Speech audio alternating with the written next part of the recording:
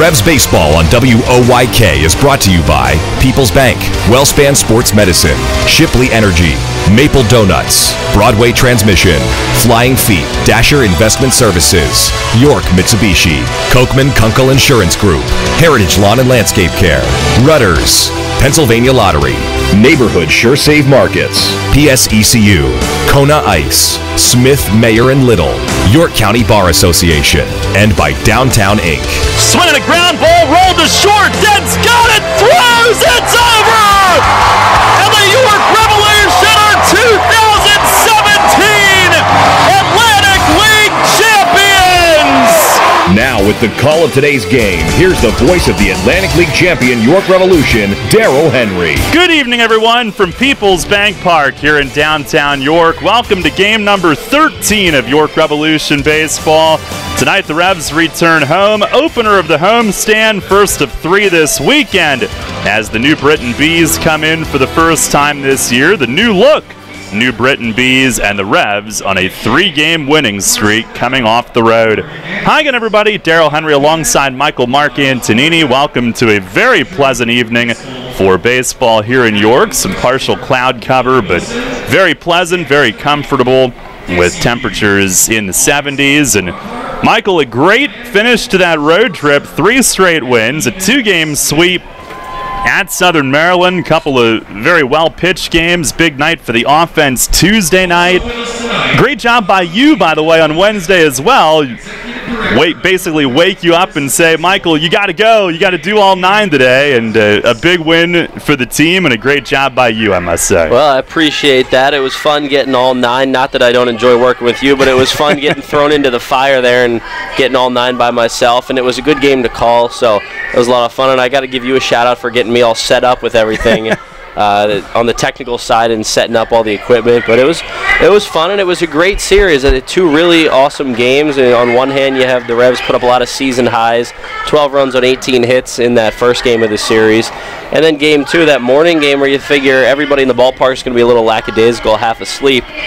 They eventually pulled away with a nice 1-run win. So on one side, they showed that they could score early and then hold on to a big lead and win, and then a 1-run lead that they jumped onto a lead early, then ended up the game getting tied again, but then they took the lead back and won in pretty convincing fashion towards the end. I enjoyed listening to you on my drive home on Wednesday, and after the off day yesterday, the Revs back at it tonight. They've made some changes here in the past week. Of course, Wellington Dotel was signed on Tuesday. We told you about that.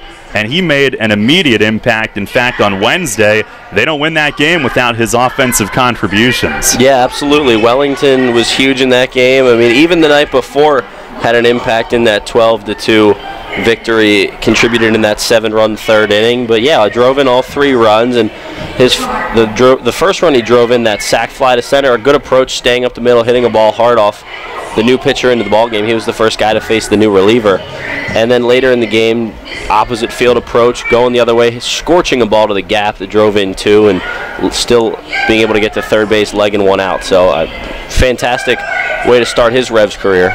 Well, the other 2 moves here today, the Revs have signed Grant Sides, who obviously, as Revs fans will remember, they don't win that championship last year without his contributions. 2 wins in the championship series and a save in the finale. He will be presented with his championship ring on the field here shortly.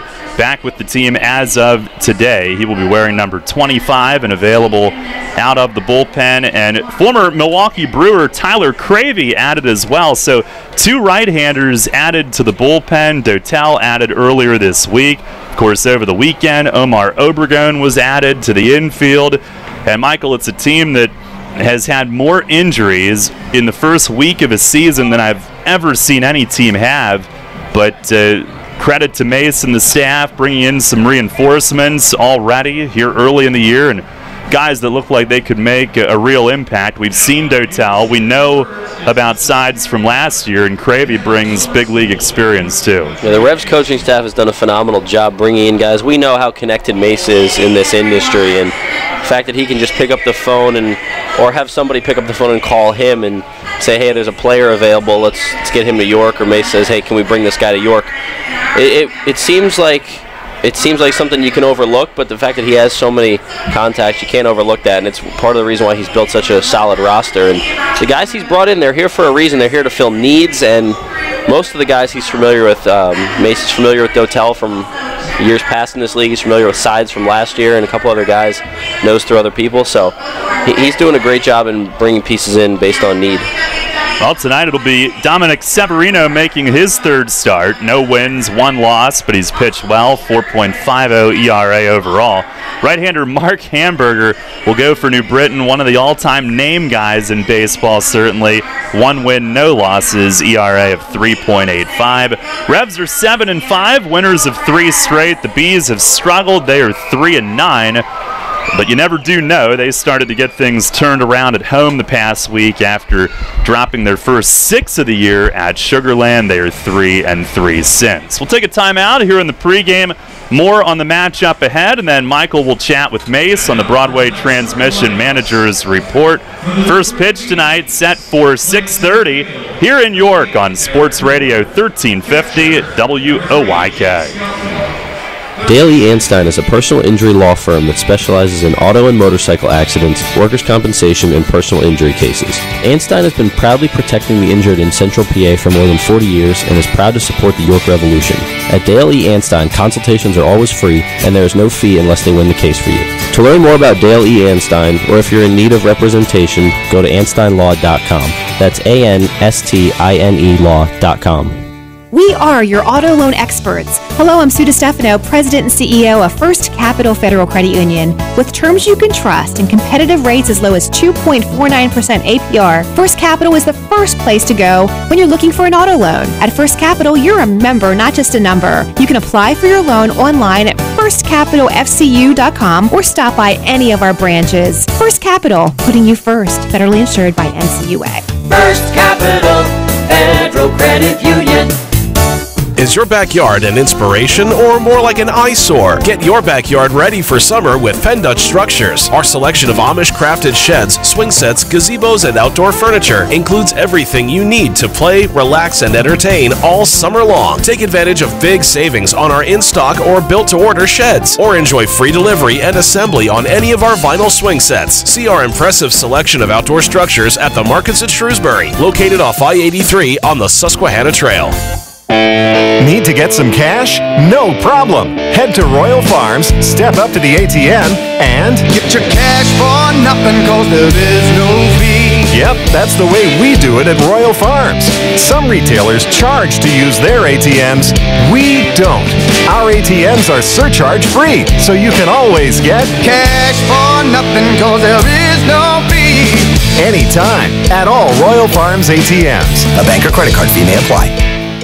Buying or selling? The auction houses of Dover and Mount Royal have you covered. From selling full estates to taking consignments on good, clean merchandise. Join us for weekly in-house auctions at Mount Royal. With food served during weekly auctions and 3 certified appraisers on staff, our friendly and courteous team will make the process easy and enjoyable. We offer a great deal on real estate selling at 3% instead of real estate agents' commission rate of 6%. For more information, visit our Facebook page, call us at 717-963-3190, or visit our websites at www.theauctionhouseofdover.com and www.mtroyalauction.com.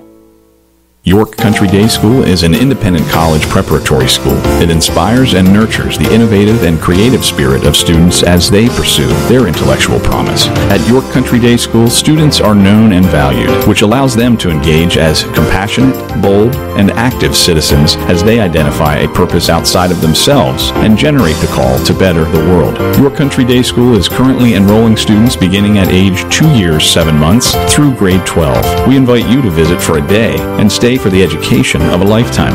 For more information, visit www.ycds.org. Listen live, on demand, and on the go. Download the new WOYK app on the Apple and Google Play stores today.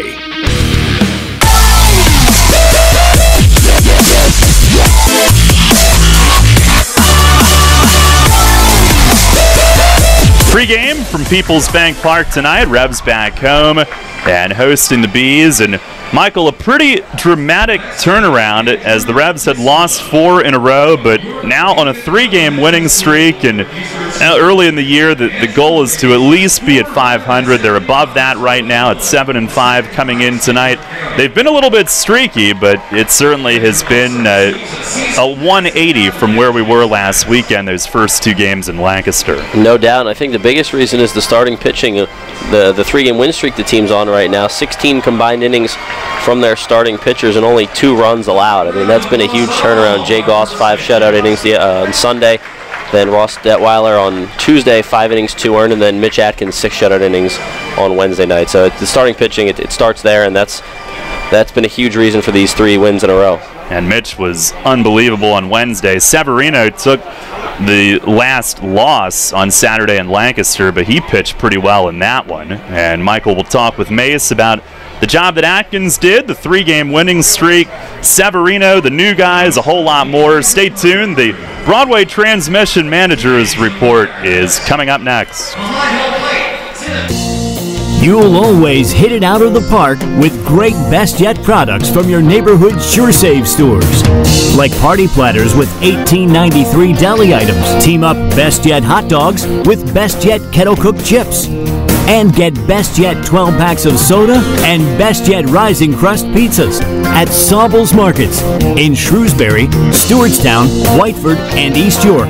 And at Nell's Market Fresh Foods in Spry.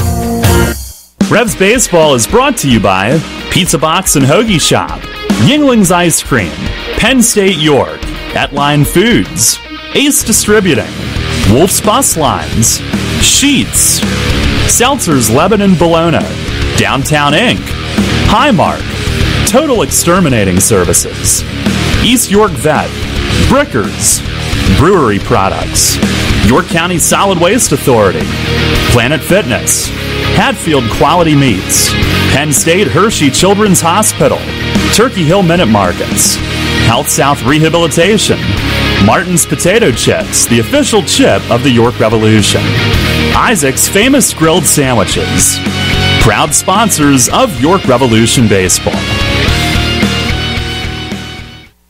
Hi, this is Dan Patrick. Join me weekday mornings at 9 on Sports Radio 1350 WOYK.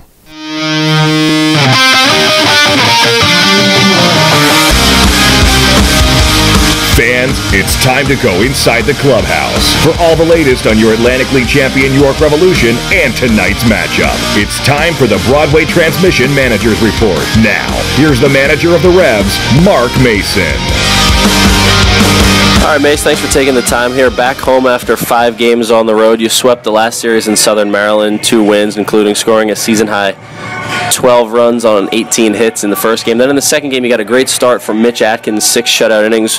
What did you see different from Mitch, and what are your thoughts on how he threw the ball? I think the biggest difference was he just felt better. Physically, he felt better. The start before that over in Lancaster, he didn't feel that great.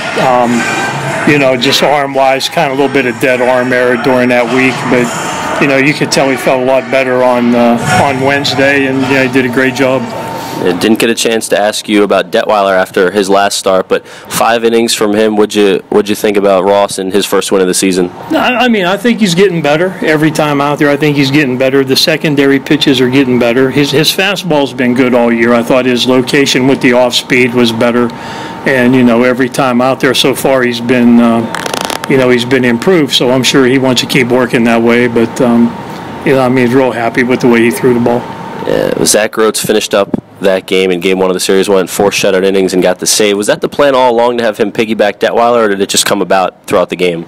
No, we're trying to stretch Zach out because we're looking for a 5th starter in here once we get into June. So we're trying to stretch him out a little bit. He's been real effective when he's been in there. So if there was no need going into the pen, we weren't going to, and we had a big enough lead, so it was just let him go ahead and finish it and build himself up and and go from there. But he was pretty much lights out also. And in those 2 games in Southern Maryland, only 4 relievers combined you had to use in those 2 games. How important is that for the bullpen going forward?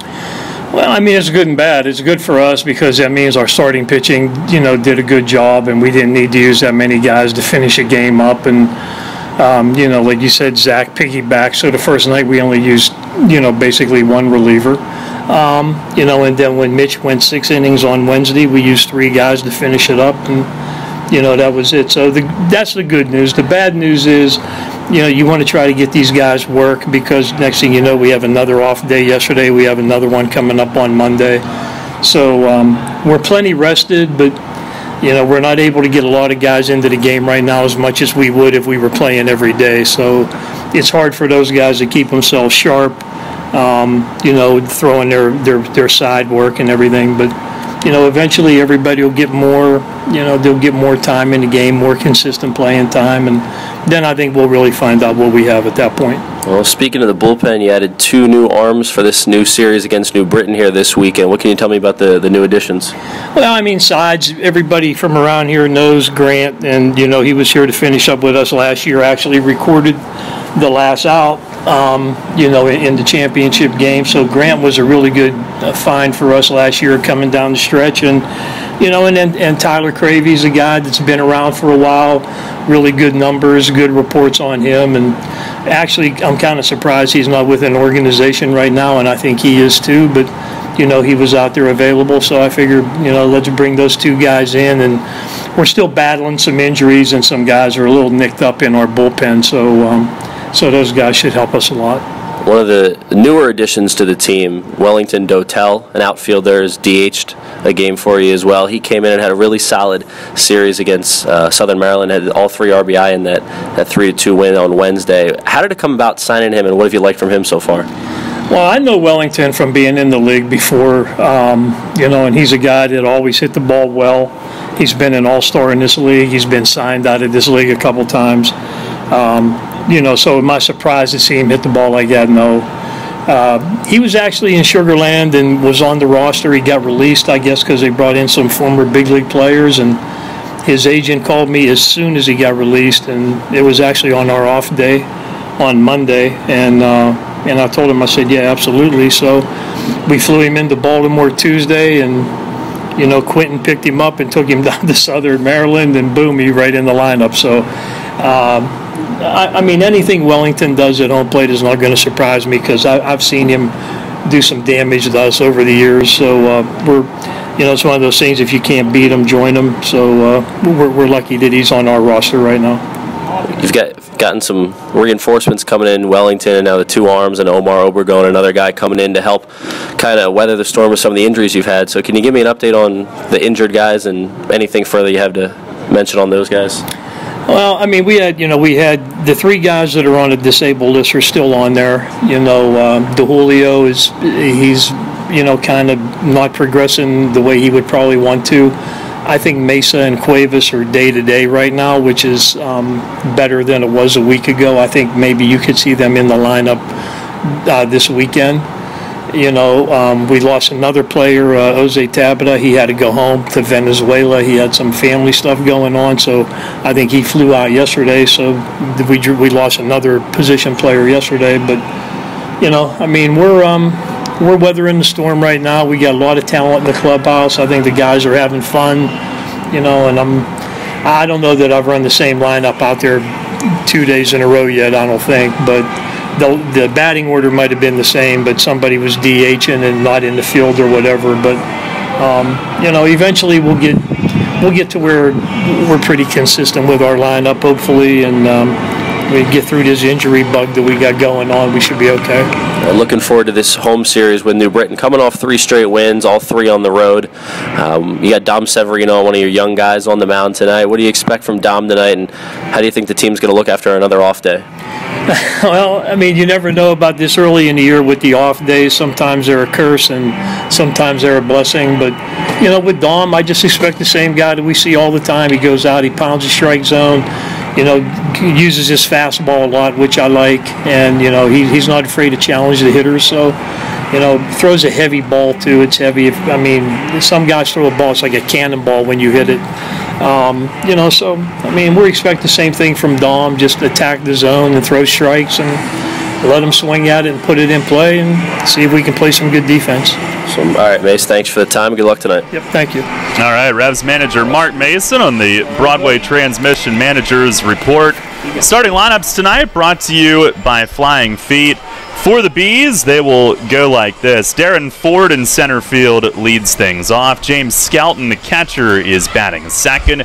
Davidson Romero, the third baseman, hitting third. Major League veteran Reed Brignac at shortstop will be in their cleanup spot. Jonathan Galvez at first base hits fifth. Jamar Walton, the designated hitter, is batting sixth. Connor Bierfeld in left field hits seventh. Osni Guillen in right field batting eighth. And Angeles Nina at second base will hit ninth. Again, it's Ford, Skelton, Romero, Brignac, Galvez, Walton, Bierfeld, Guillen, and Nina for the Bees, the lineup that Dominic Severino will face. For the Revs tonight, they have Jared Mitchell in right field to get things started. Travis Witherspoon in center field bats second in the order. Alexi Casilla, second baseman, batting third.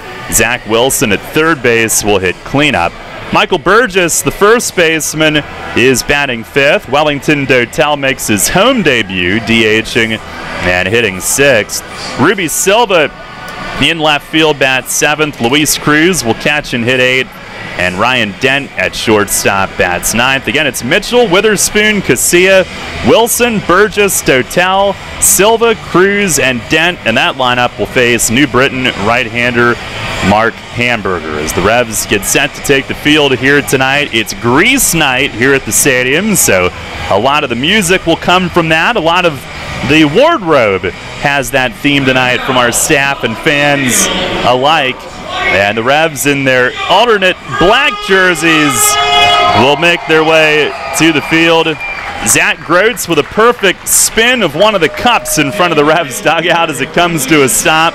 And the guys pour out alongside that paper cup and take the field to begin this homestand here tonight. Revs and the Bees, it's game number 13 of the 2018 season. We'll have it for you coming up next. Are you one of the many people that has a 401k that is eligible to roll over, but you just haven't done it yet? Maybe you're not sure where was the best place to put it. I'm Tom Dasher of Tom Dasher Investment Services. I specialize in helping you getting your 401k and IRA money parked in the best place for you. So if you haven't rolled your 401k yet, or if you're not satisfied with your IRA, call me for a consultation at 487-2096.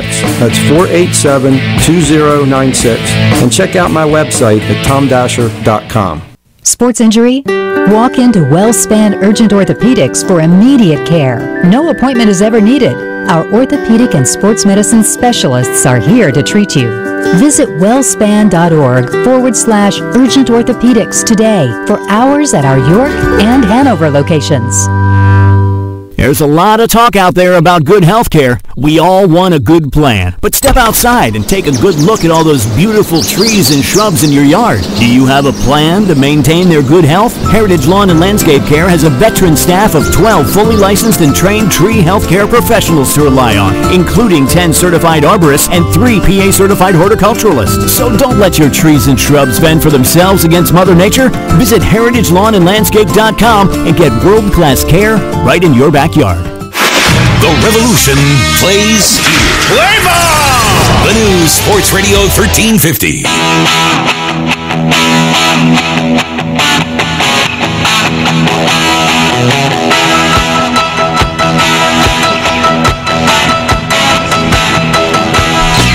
National anthem just completed here. The York Country Day School third grade class singing here tonight. And the Revs have taken the field for this opener as Dominic Severino gets set to go.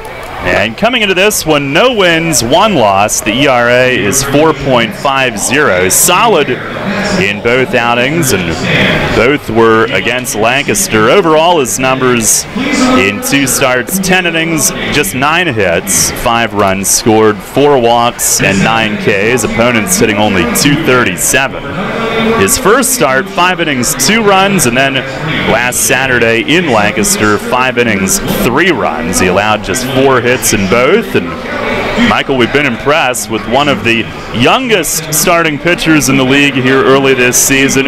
Guys that are second-year pros aren't supposed to come in against these former major leaguers and look as poised and as tactical as Severino has, but he's been impressive. Yeah, he has, and I think that's a little bit of a testament to the coaching staff that he has to work with, and also some of the veteran pitchers on this team. I'm sure he's gotten some pointers from both Ross Detweiler and Mitch Atkins, two guys that have been in the major leagues, and of course Jay Goss, a guy who's been the workhorse here in York for a full year last year and now back here this year. I'm sure that Dom's been able to work with those guys, but he's been fantastic. I think you go back to what Mace told me in the pregame interview is just Dom, all he has to do is attack the zone, let guys behind him make plays, so basically pitch to contact there and let them do the work behind him, and that's when he's at his best, is when he's attacking that zone early.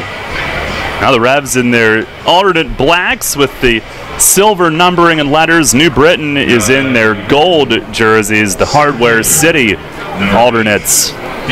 Here tonight as Darren Ford, former Somerset Patriot, makes his way to the plate. Cloudy, but very comfortable and pleasant here this evening. Ford hitting a .217, digs in. And away we go. Our Dasher Investment Services first pitch here tonight is swung on, yanked foul on the ground down toward the New Britain bullpen, and we are underway. It is a 6:35 first pitch. Ford at .217. The Bees as a team last in the league at .225, but they've pitched well. And they've been at Sugarland, a very good pitcher's park and a tough hitter's park, and then they played at home for a week. Here's the 0-1, and that's inside, moving Ford back. He is speedy. He's tied for third in the league in steals with 4. Suffered an injury with Somerset last year that cut his season short. The 1-1, and that misses outside. Our plate ump tonight is Tim McCaffrey, Bill Reuter at first, Steven Zawiski, the umpire, at third base. First meeting between these two teams this season. Severino ready. Here's the windup. He kicks, fires home, and a swing and a pop-up straight up. Luis Cruz coming back our way, and out of room. It lands off the steps.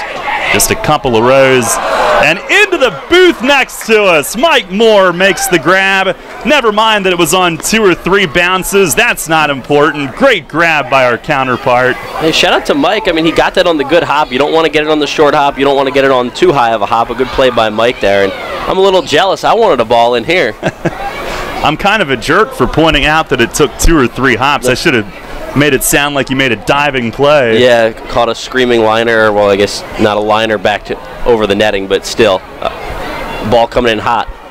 Now the 2-2. Swinging a line drive out of the reach of Wilson at third. Base hit to left. So Ford starts the night with a single. Wilson reaching left, but get zipped on by. Protect that camera first. He does what we do on the road. He's got the video camera for YouTube.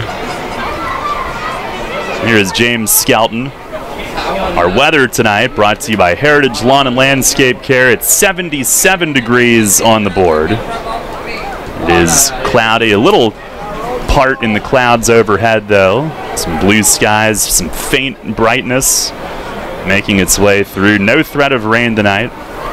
Pitch to Skelton is swung on, bounced foul over by the Revs dugout. Skelton's been in the league forever. And the Bees in their 3rd season, and he's been there since the beginning. Hitting a .269 this year. Last year led the league in walks. He's got 5 early on this season.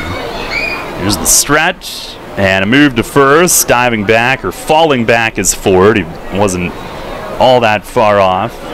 But Severino early this year has shown a penchant for paying attention to the running game and keeping them honest.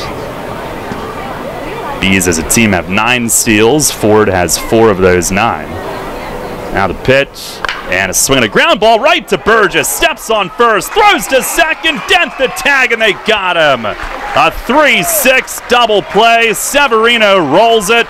on a sharply hit grounder, but right at Burgess, who was holding the runner. One step onto the bag and then threw a strike to second. Another great job there of letting the Bees put one in play. The hit before that, but it doesn't matter on this play. Hit right at Burgess, and Mike does a great job throwing to second base on ground balls or when he takes a pickoff throw. And it's not an easy throw to make, especially with a runner going right towards that baseline, but he made it happen with a strong throw right there. Now Davidson Romero, who's off to a blistering start. He takes down and away for ball one. Romero hitting .341. No home runs. He's driven in 5. The Bees as a team with 3 home runs. Connor Bierfeld with 2 of those. Pitch is in for a strike. Severino drops an off-speed offering in at the knees. Base is empty. 2 outs just underway tonight. The wind from Dom, the 1-1, and a ground ball down to third, right at Wilson. He gloves it, takes his time, slings it across, and the inning's over. A leadoff single erased on the double play, and Severino follows with another ground out. Now we've played a half inning tonight with the score, the Bees nothing, and the Revs coming up. We were with you when you were struggling with the challenges of being a young athlete, before the challenges of keeping fit while working 9 to 5, and long before Pilates and Zumba were even a thing. Flying Feet. Flying Feet Sports Shoes outfitted you as a young athlete. When you slipped into a new sport practically every season, you learned a lot, and you grew strong. Now that you're an adult, why stop?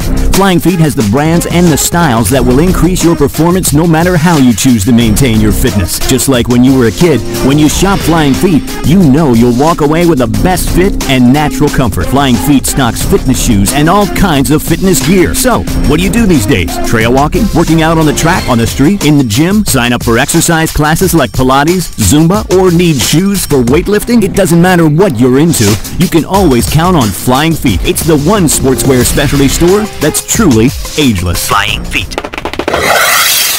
Flying Feet Sports Shoes, 1511 Melrose Avenue, York, just off exit 18 of I-83. Remember when an app was listen only? Oh yeah, that was kind of us, wasn't it? Well, we have a new app. Download the new WOYK app on the Apple and Google Play stores and take Sports Radio 1350 on the go like never before.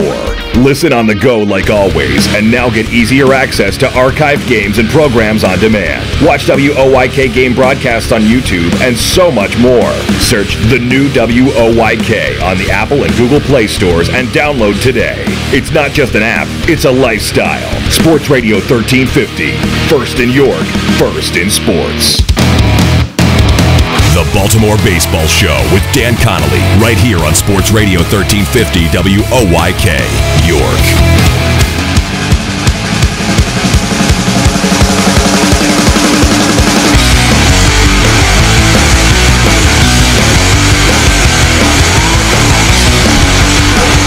Revs come to bat, scoreless, and facing right-hander Mark Hamburger, who the name is not the only thing unique. He's got the high old-school striped stirrups, black, gold, and white, and he's got a head of hair that would rival that of Zach Treese and Mace. I mean, from afar, you might think that he is Zach Treese. Long, blonde, rocker hair. Jared Mitchell in first, and he swings, hits one in the air pretty well, straightaway center, but Darren Ford right there had him played fairly deep and hops a step over and makes the grab. I like the first pitch swing and attack there for Mitchell. He hit the ball hard, so you can't fault him for that. Just happened to be right at a guy. Yeah, he's been going after that first pitch of the game a lot here lately. And you cannot fault the results. Mitchell's gotten up to 271. The team is up to 246. Doesn't sound like much, but had a much better series at Southern Maryland, at least Tuesday night especially. Here's Witherspoon, who shows bunt and takes a strike. Mitchell was hitting, I believe, 219 heading into that series with Southern Maryland. Then you mentioned got it up to 271. Here's a chopper foul down to Polo at third. Fumbled it, but that's not important. He made the recovery. Stuck with it. Good job, Polo. Hot corner, that's what you do. Knock it down. There's the 0-2. Look out, missed inside. Witherspoon dances back. I think Travis likes hitting in that 2-hole. I mean, seems like he's gotten that extra spark offensively up in the top of the lineup. Swings here, chops one to short. To his right is Brignac, settles, makes the throw across, 2 down. They moved him up to second when Casilla had to miss a few games, and they've kept him there. Alexi staying in the 3-hole since coming back, and here he is. The Revs had that 12-2 win Tuesday night that featured 18 hits, so that has helped pretty much everybody's numbers. Casilla 6th in the league in hitting at .389 as he steps in. No score, first inning. Hamburger the pitch, and it's a called strike outside corner. And I also like Alexi in that 3-hole. Traditionally, you put your best hitter in the 3-hole. Alexi, you can argue he is this team's best 3-hitter, even though he doesn't have all the pop that other guys do. And he just got plunked. Fastball in, got him on what looked like kind of the right half of his middle back as he turned and braced for it. He knew he was going to wear it. And he's been hit a lot. That is already the 4th time he's been hit by a pitch. That is now the most in the league this season. Dan Lyons of Long Island was tied for the league lead with him with 3. Ouch. Yeah. A 2-out base runner. Here's Zach Wilson. And Alexi dancing off first, trying to distract the pitcher. Now set, coming home, and it's a called strike up and on the inner part of the plate. I don't even know how Hamburger can see over to first base with all that hair. Like ZZ Top. Yeah. Wilson at .317. He's one off the league lead in homers with 3. And the pitch, swing and a miss. Hamburger went off speed. Fans are going to get hungry listening tonight. Keep mentioning his name. He's 1-0 in 2 starts, .386 ERA. 11 2/3 innings, 11 hits, 5 runs, 3 walks, 8 Ks. Pitch to Wilson, swung on, hit in the air, center field, hit pretty well, but this will stay in the park also as Darren Ford scampers back a few strides and makes the play. It's a couple of fairly deep flies, but right to the middle of the ballpark. And a scoreless first inning for the Bees right-hander. No runs, no hits, 1 left. We go to the second, no score. Money and business are essential to the strength of a community. So is cheering and celebration and music and fun. That's why York Revolution games, concerts, youth sports, special events, and more happen at a place called PeoplesBank Park. PeoplesBank has been serving York County for more than 150 years. Always cheering, always celebrating, always committed to the things that make York County great. And to you having a great time at PeoplesBank Park. People's Bank, member FDIC, equal housing lender. If you've got a smartphone, you've got the power of the pass. Introducing the York Revolution Ballpark Pass. It's new, it's easy, and it's the hottest way to catch pro baseball in York. The new Revolution Ballpark Pass gives you the power to attend as many York Revolution home games as you want each month for just $34.79 per month. That's less than $3 a game. Sign up and you'll get electronic barcodes on your smartphone to be scanned for general admission to each game of the season. Flash your phone at the gate and pick any spot in Arch Street Eats, downtown's playground, or the Appel lawn. That's all there is to it. No need to order each game's ticket. No waiting in line. No worrying about making your payment each month. It's automatic. Get the power of the pass. Sign up for the new Ballpark Pass at YorkRevolution.com or call 717-801-HITS. That's the new Ballpark Pass at YorkRevolution.com or 717-801-HITS. This is Jay Gauss. You're listening to York Revolution Baseball on the home of the Revs, Spurt Radio 1350, WYK. First in York, first in sports.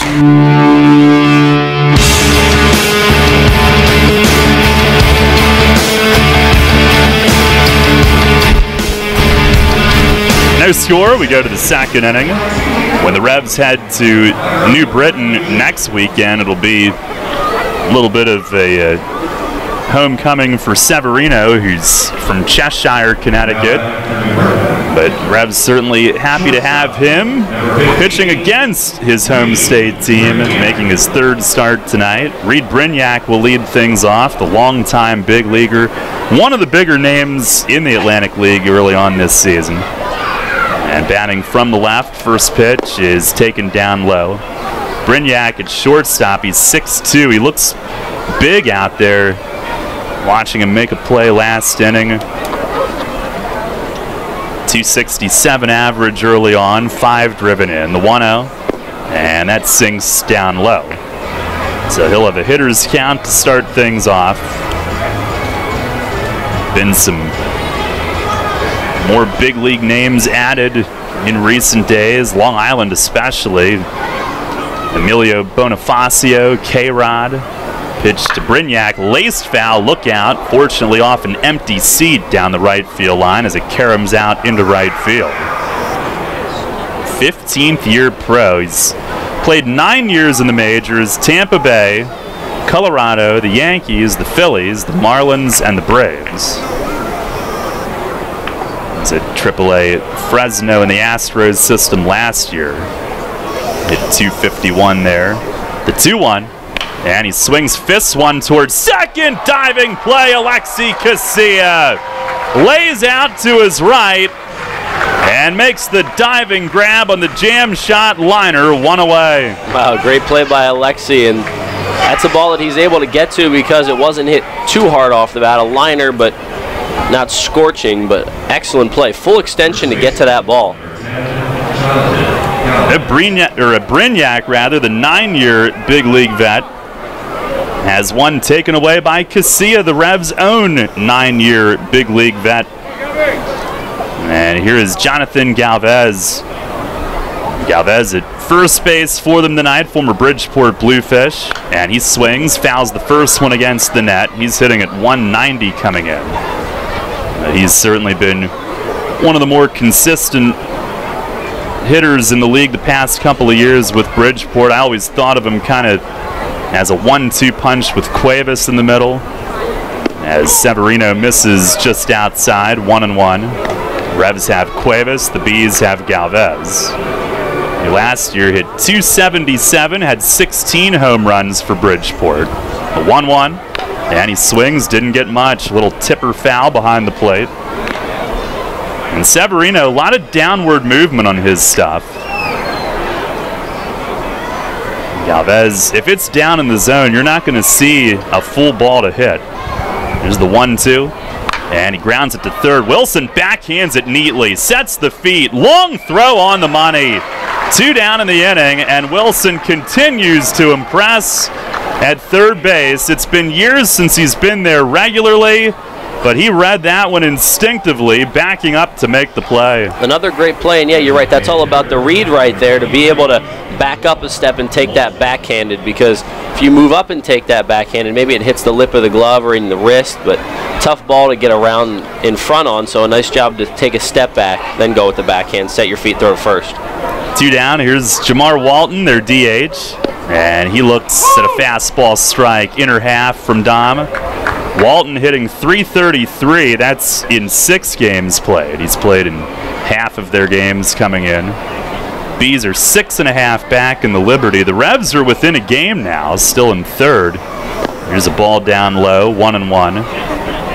Walton, former Blue Crab, and when Stan Clyburn moved from Southern Maryland to New Britain, he brought Walton with him. Stan this year will be on Butch Hobson's staff in the American Association. Here's a rip right side, and that's through. Base hit right field. Walton yanks it between Burgess and Casilla, has the Bees' second hit of the night. Wally Backman, the new skipper at New Britain, managing in his 13th Atlantic League game tonight. And he opened, difficult series for them, but opened against the Atlantic League's other new manager this season in Sugar Land, Pete Incaviglia. Those are the 2 new skippers this year. Well, Wally's a character. Good to have his personality in the league, see what he brings to the Atlantic League. That'll be fun. former Met and Philly. Here's Connor Bierfeld, and a fastball down and away, misses. Bierfeld hitting .229. Again, he's got 2 of their 3 home runs. He's driven in 7, which leads their club. Last season, hit 23 home runs. Pitch, swing and a miss. Good late life on that.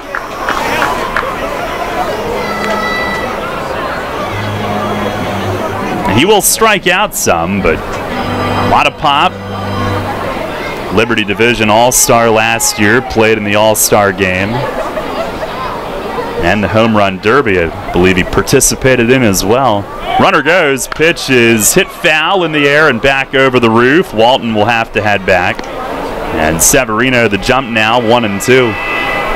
Dom's done a good job of getting ahead of hitters. He's had some help from his defense in the field, but they're there for a reason. He's done a great job of trusting them behind him. No score, second inning.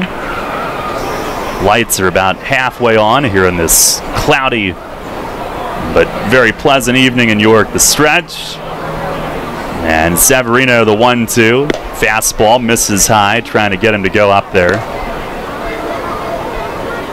Severino will face a few former Bluefish teammates in this lineup tonight, Galvez, and then the next 2 after Bierfeld, Guillen and Nina. They're both in Bridgeport with him.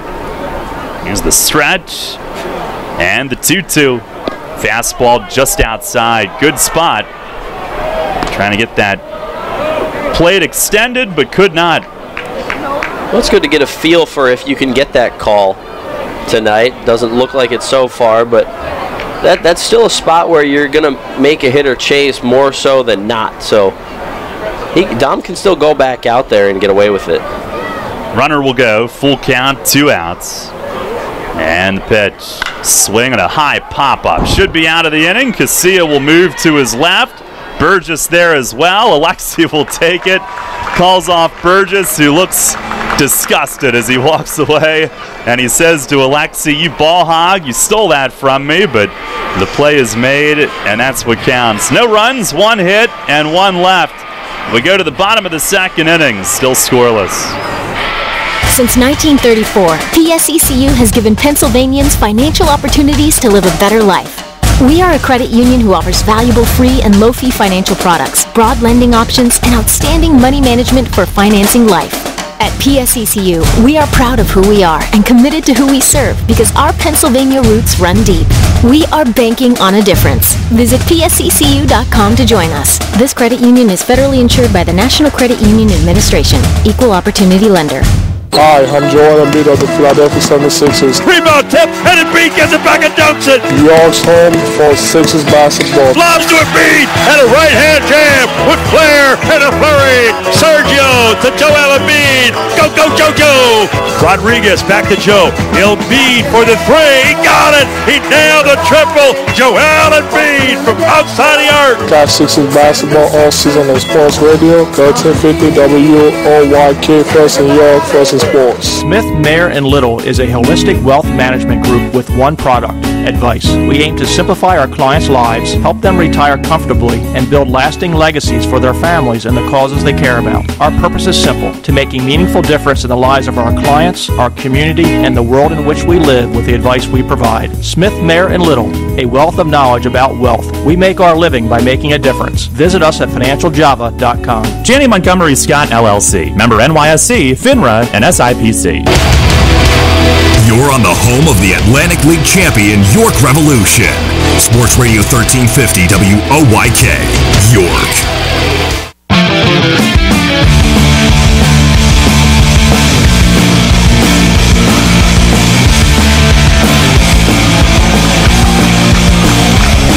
No score. Michael Burgess will get things started here in the second inning. Darrell Henry along with Michael Mark Antonini here at PeoplesBank Park tonight. Burgess at 2:05, a big road trip though.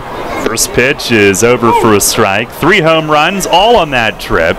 2 in 1 game Friday, and then the salami Tuesday night at Southern Maryland.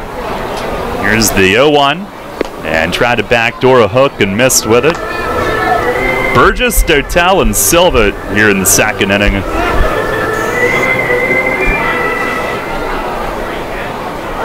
A 1-1, and a swing and a miss. Looked like a changeup.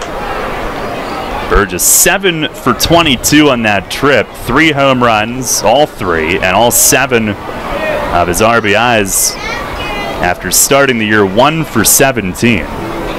So he's got to feel a weight off his shoulders. Pitch to him, swing and a miss, big rip, and a foul tip into the mid of Skelton.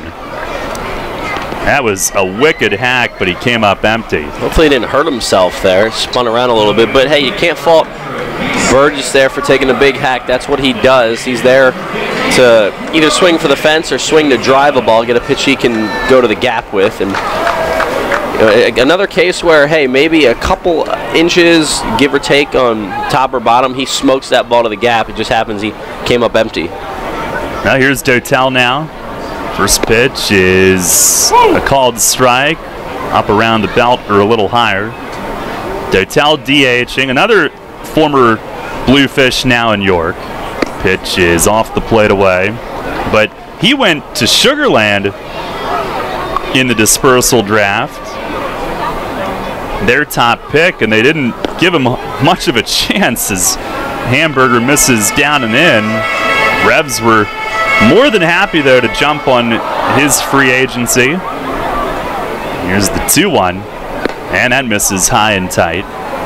And for that matter, Grant Sides, who is from Texas and was in Sugarland's camp to start the year, 3-1, and a swing and a foul back over the roof.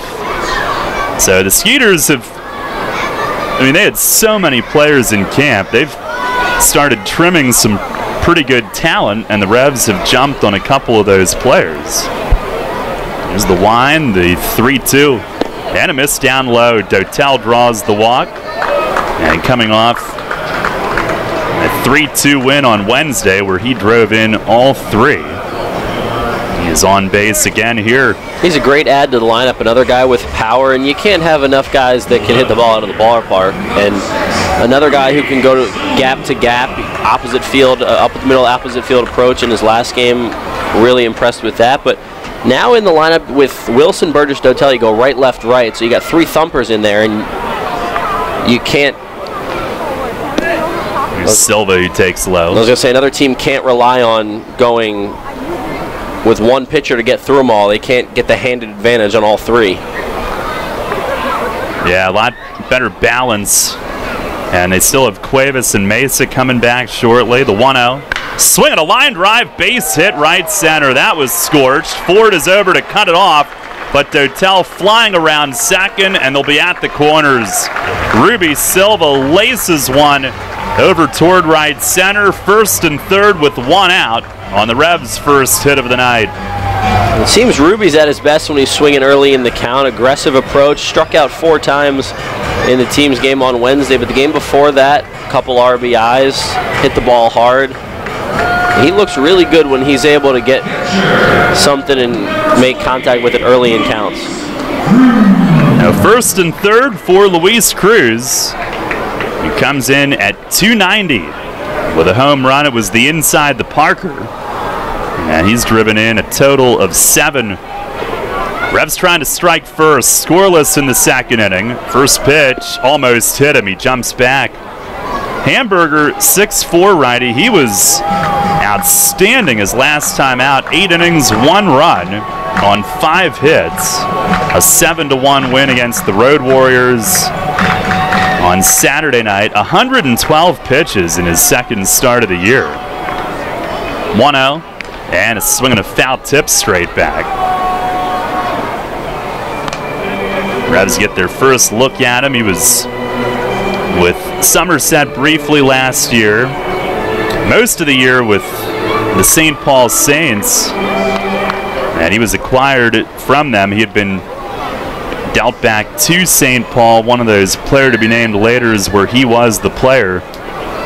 And then the Bees got him from there. The pitch, swinging a bouncer foul down toward Polo again.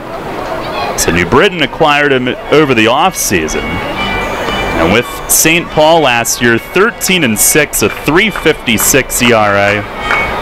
And he is known for working deep into games, 172 innings last season, 7 complete games in 22 starts. Now ready. And the 1-2 missed way outside off the glove of Skelton. Here comes Dotel, and he's going to score standing. And Silva going for third. The throw beats him, and he's in a run down. Racing back towards second. It's dumped off there to Nina, and he's tagged out, trying to take one extra base on it. And boy, would that have ever gotten this place going had he made it. He is thrown out in the rundown, but the Revs score the first run of the night on a pass ball and lead it 1-0. Hey, you take the runs any way you can get them. That's huge right there, and you got to have confidence that the guys in this lineup would have eventually driven in the man on third, Dotel. But for Silva, I don't know where he's going, especially with no outs in the inning, or excuse me, 1 out in the inning. Not a play you need to make there. Thrown out 2-5-4. Pitch to Cruz. Breaking ball just outside. The Bees wanted it. It is a pass ball, bringing Dotel home with the game's first. So whether he's driving them in or scoring them, he does it again. Pitch to Cruz, beaten against the plate, and this will skip foul, rolling down to Polo. Now, Dotel, who drove in all 3 on Wednesday, has now factored into the Revs' last 4 runs scored. Scored another one in his debut Tuesday night. 3-2, and that's inside. Cruz shifts back, and that's ball 4. For a moment, he forgot that there were 3 balls on him. He was reminded of that, and he'll toss the gear aside and head to first. A good battle. He works his way on. Second walk, both this inning. The other one came around to score a moment ago, and here's Ryan Dent rounding out the order tonight. Hamburger's first start in Sugarland, a little bit rougher, 3 2/3 innings, 4 runs, but a no decision. Pitch to Dent is a cutter, over for a strike. Dent hitting .235, 2 home runs, 6 driven in. He blasted a home run Tuesday night in Waldorf. There's the stretch. 0-1. And a slider, that's across for strike 2. And the next day, before that morning game in Southern Maryland, Mace made a point to mention to me that Dent smacked that ball. I mean, we were talking about the game the night before and mentioned Dent's homer right away. It was one of those where off the bat you just knew the sound of the bat. Now the 0-2, swing and a miss. Slider from Hamburger gets him.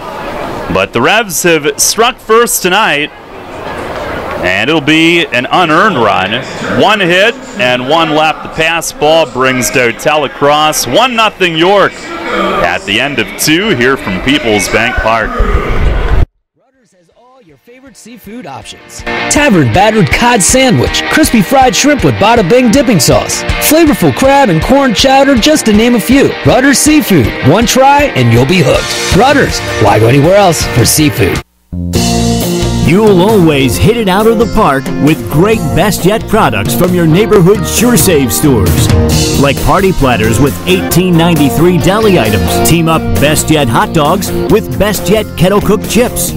And get Best Yet 12 packs of soda and Best Yet Rising Crust pizzas at Saubles Markets in Shrewsbury, Stewartstown, Whiteford, and East York. And at Nell's Market Fresh Foods in Spry. Facing a legal issue can be a frightening time. What's my course of action? How do I know who to call? Fortunately, the York County Bar Association makes it easy. Now, you only need to make 1 call to find the right lawyer for you. Call the York County Bar Association and let us help you find the right lawyer with our Attorney Connection Lawyer Referral Service. Just call 854-8755 or visit yorkbar.com. Don't hesitate in getting the help you need. Contact the York County Bar Association and let us help you find the right attorney at the right time. Rutter's Hot Dog Extravaganza is here. Rutter's Kunzler hot dogs and brand new corn dogs are only 2 for $2. Our amazing Kunzler bacon wrapped cheddar dogs and sausages are only 2 for $4. Earn 2 cents on fuel for every deal purchased. Must scan rewards card. Rutter's, why go anywhere else? This is Luke Westfall. You're listening to York Revolution Baseball on the home of the Revs, Sports Radio 1350 WOYK. First in York, first in sports.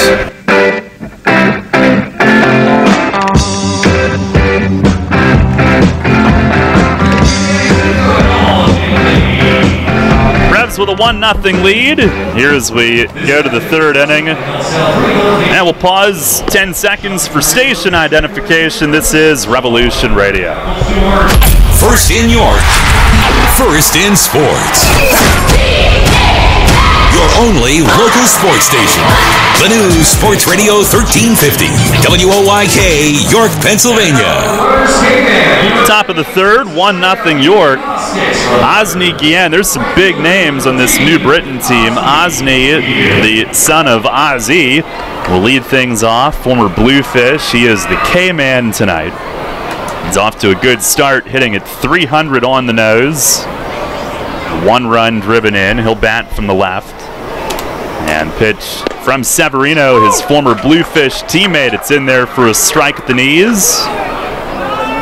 Revs up 1-0. 8-9-1 due up for New Britain.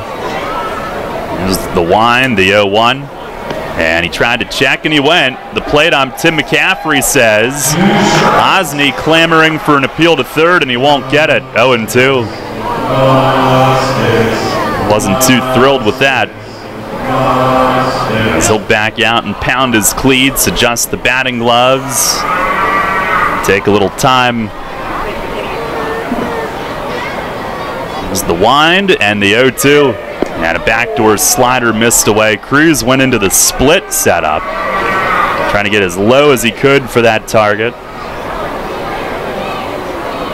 Osney's dad could carry out some pretty good arguments with umpires. There's the wind, the pitch, and a swing and a pop-up foul. That'll get out of play, third base side.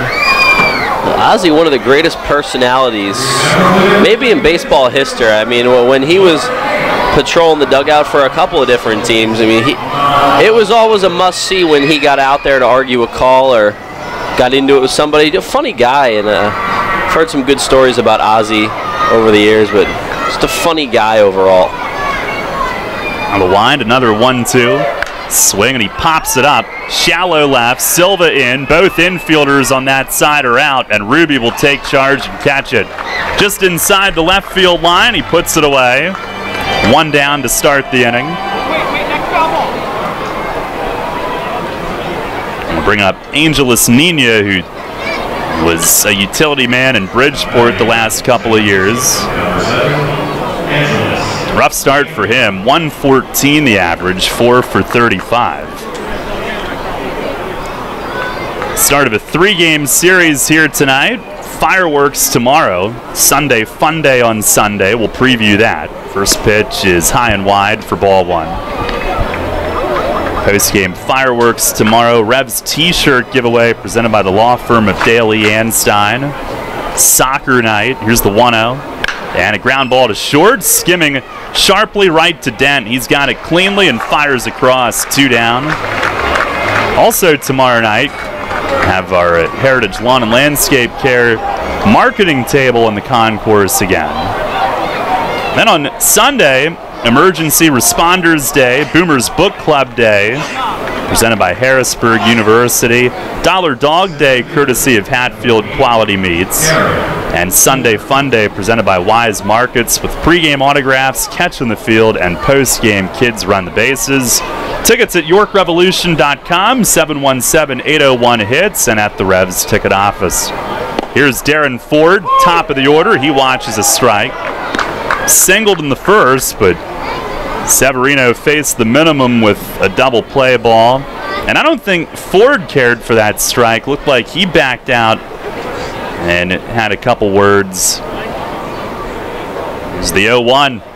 Swings and loops it in the air. Shallow right. Mitchell, couple steps in. Now stops and waits. Camped under it and makes the grab. 1-2-3, third inning. The first true 1-2-3 of the night for Severino. Did have that double play back in the first. And he puts up a 0 after the Revs had scored. It's 1-0 York going to the bottom of the third.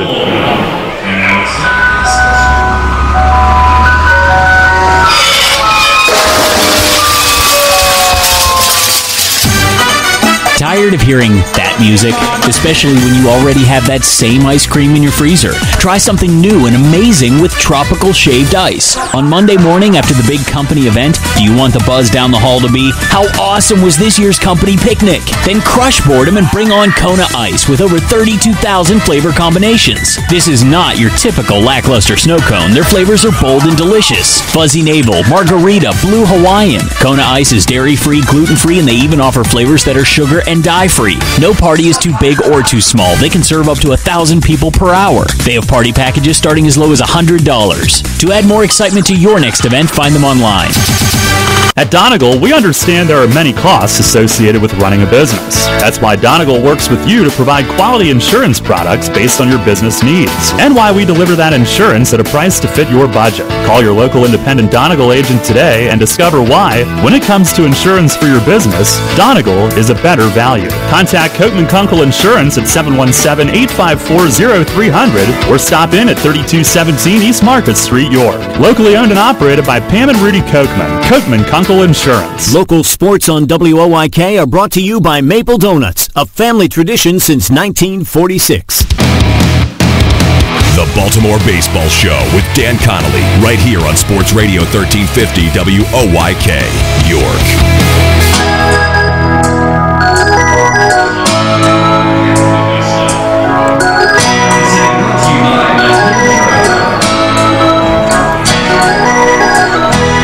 Nothing York. We go to the bottom of the third inning. I can't wait for your innings, Michael. I have some food up here from Suzanne, and there are trays of bologna from Seltzers, I believe, outside the booth. So look out. Getting ready to pig out.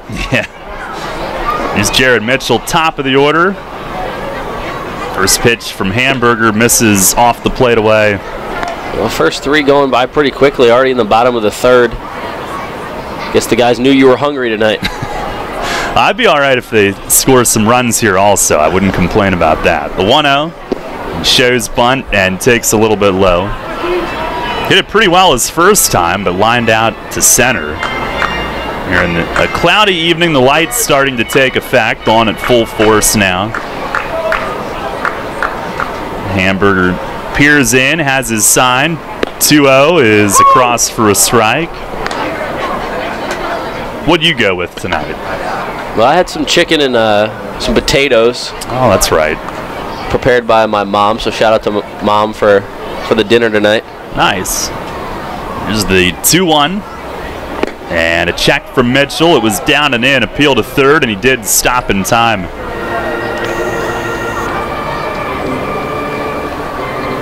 Mitchell, former first rounder of the White Sox, had a nasty spring training ankle injury early in his career. Cost him most of a full year. The pitch to him, swings and fouls it back over the top. Former football star as well. Saw him pick up a football the other day when the guys were throwing it around, and picks up. He throws a football right-handed, even though he throws baseball lefty. Perfect spiral to whoever, I forget who he threw it to. What a talent. The 3-2. And it misses up high. Ball 4 on Mitchell. Revs with their third walk.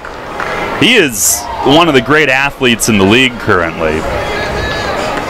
And I cannot comprehend how somebody can throw any ball that well with both arms, but what a talent. In fact, I think I remember last year I was walking along the concourse at Long Island, and he had a football and tossed it up at me right-handed, and it was perfect spiral, fire over to first. He's back standing.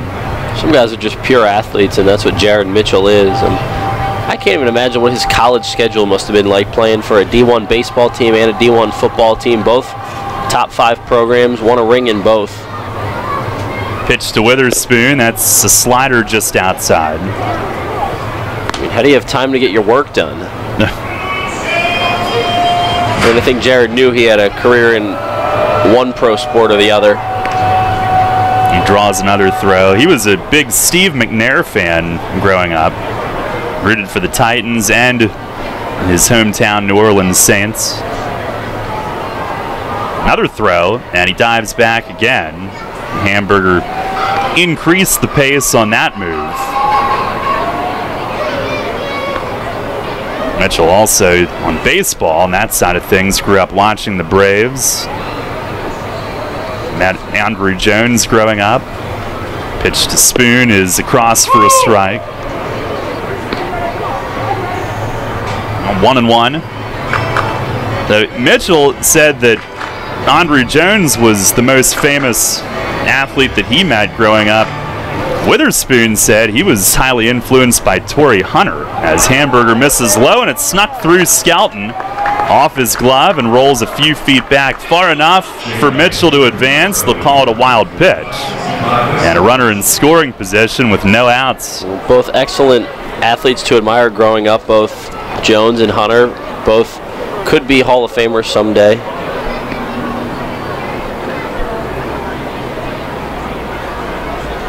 Spoon met Torrey Hunter at Angels spring training, but it was actually Andrew Jones who he modeled his game after as a young player as well. Both those guys did. 2-1, and it's a called strike way up in the zone. The high strike is available tonight, which will draw some eye rolling from hitters like Spoon right there, but it has been called throughout these first 3 innings. Hamburger ready, sets below the belt. 2-2.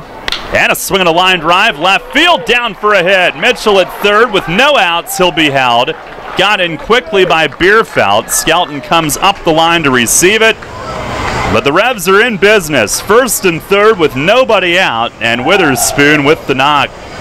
Big opportunity for the Revs to cash in here, and you look at the box score tonight with what Hamburger's done. He's only allowed 2 hits, but he's hit a batter and he's also walked 3. And the reason the first run scored, Dotel walked with 1 out in an inning. Walks, you know, they seem to always come around to score, and Mitchell walked. He's now on third base. Now here's Casilla, who was plunked in the first inning. His league-leading 4th hit by pitch. There's something to be proud of. First and third, no outs. 1-0 York, looking to add to it. And that hit was their second, and a quick move on Spoon, who dives back. Hamburger working with Galvez, the first baseman over there. He's got a pretty good move for a righty. Kind of eased into it against Mitchell. Slower couple of moves, and then the good one. Right away, the best one on Spoon. Pitch to Casilla is outside, a changeup missing. 1-0.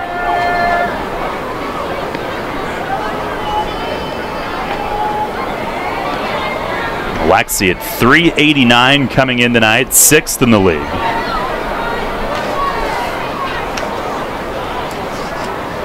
A long set. Pitch is drilled, center field. Mitchell will tag. Ford lays out and he makes the grab, but Mitch will tag and score.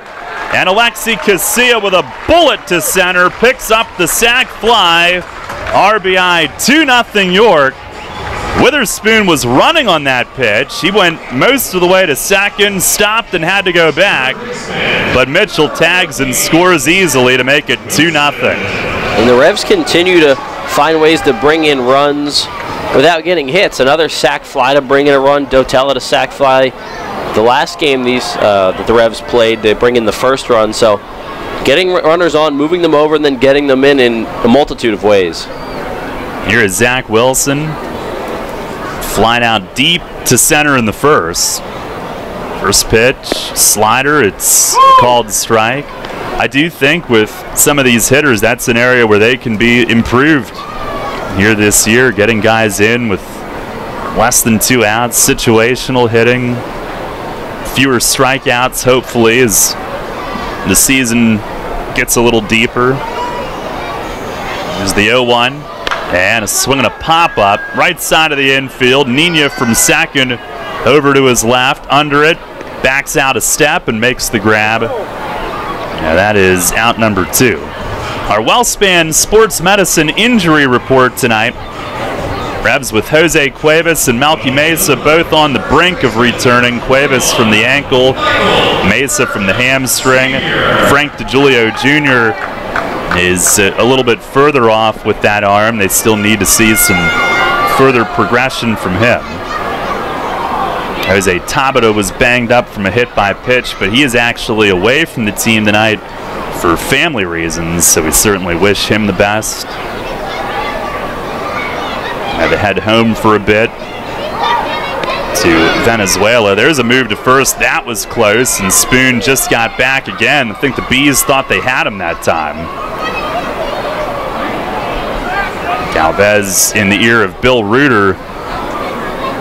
Hamburger was smiling, laughing it off as he thought maybe he had him. Burgess, the hitter, a strikeout his first time. 2-0 York here in the third. And first pitch, swinging a ground ball, foul, past the bag at first. Everybody in that Revs bullpen lifting their legs up as it ends up under somebody's seat. Spoon at first with 2 outs. Big hit in the inning, which helped set up that run.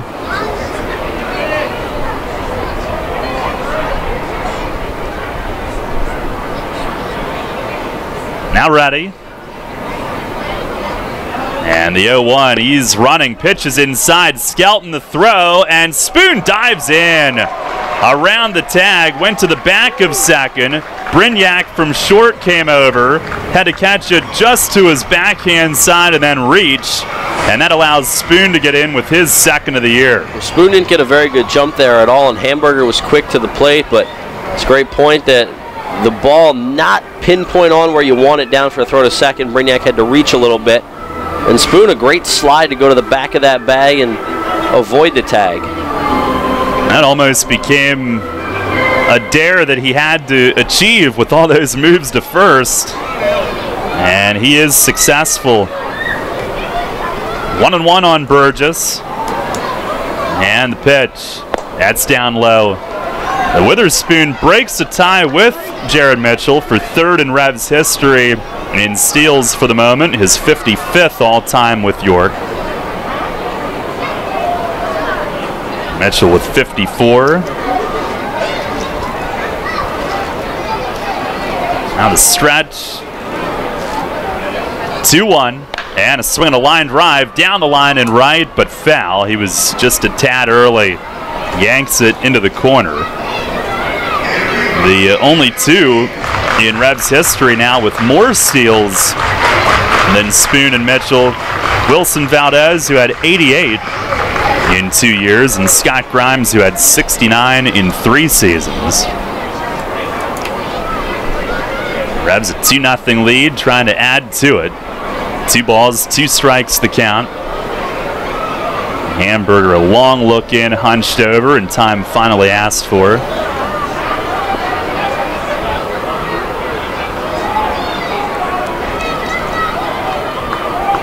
Minnesota native Mark Hamburger, Shoreview, Minnesota, pitched in St. Paul previously, and now time asked for by Burgess again. They're taking a long time to get together on signs, and now Burgess will spend time and try to disrupt them further.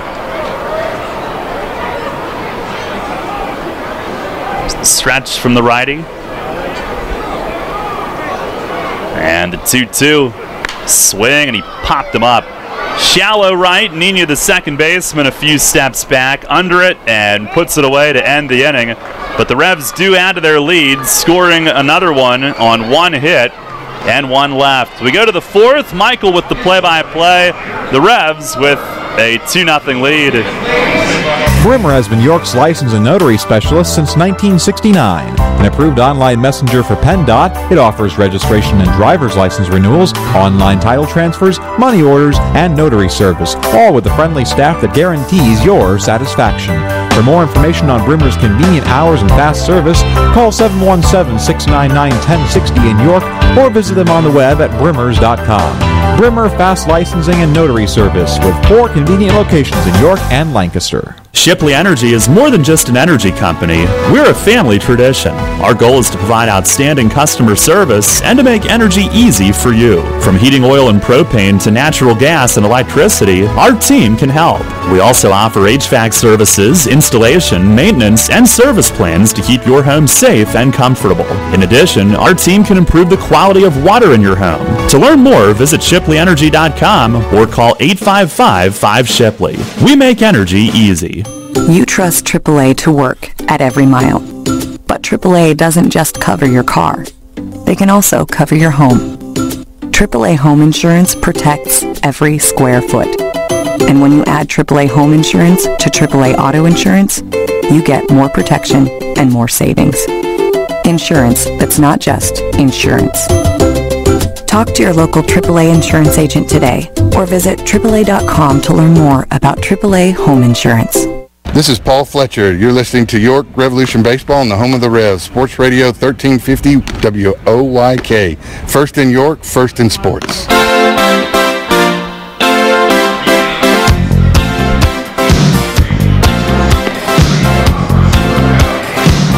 Top of inning number 4 from PeoplesBank Park in downtown York. 2-0 Revs as we open up play in the 4th. A single run in the 2nd and another single run in the 3rd for the Revs, who are coming off 3 straight wins and an off day yesterday.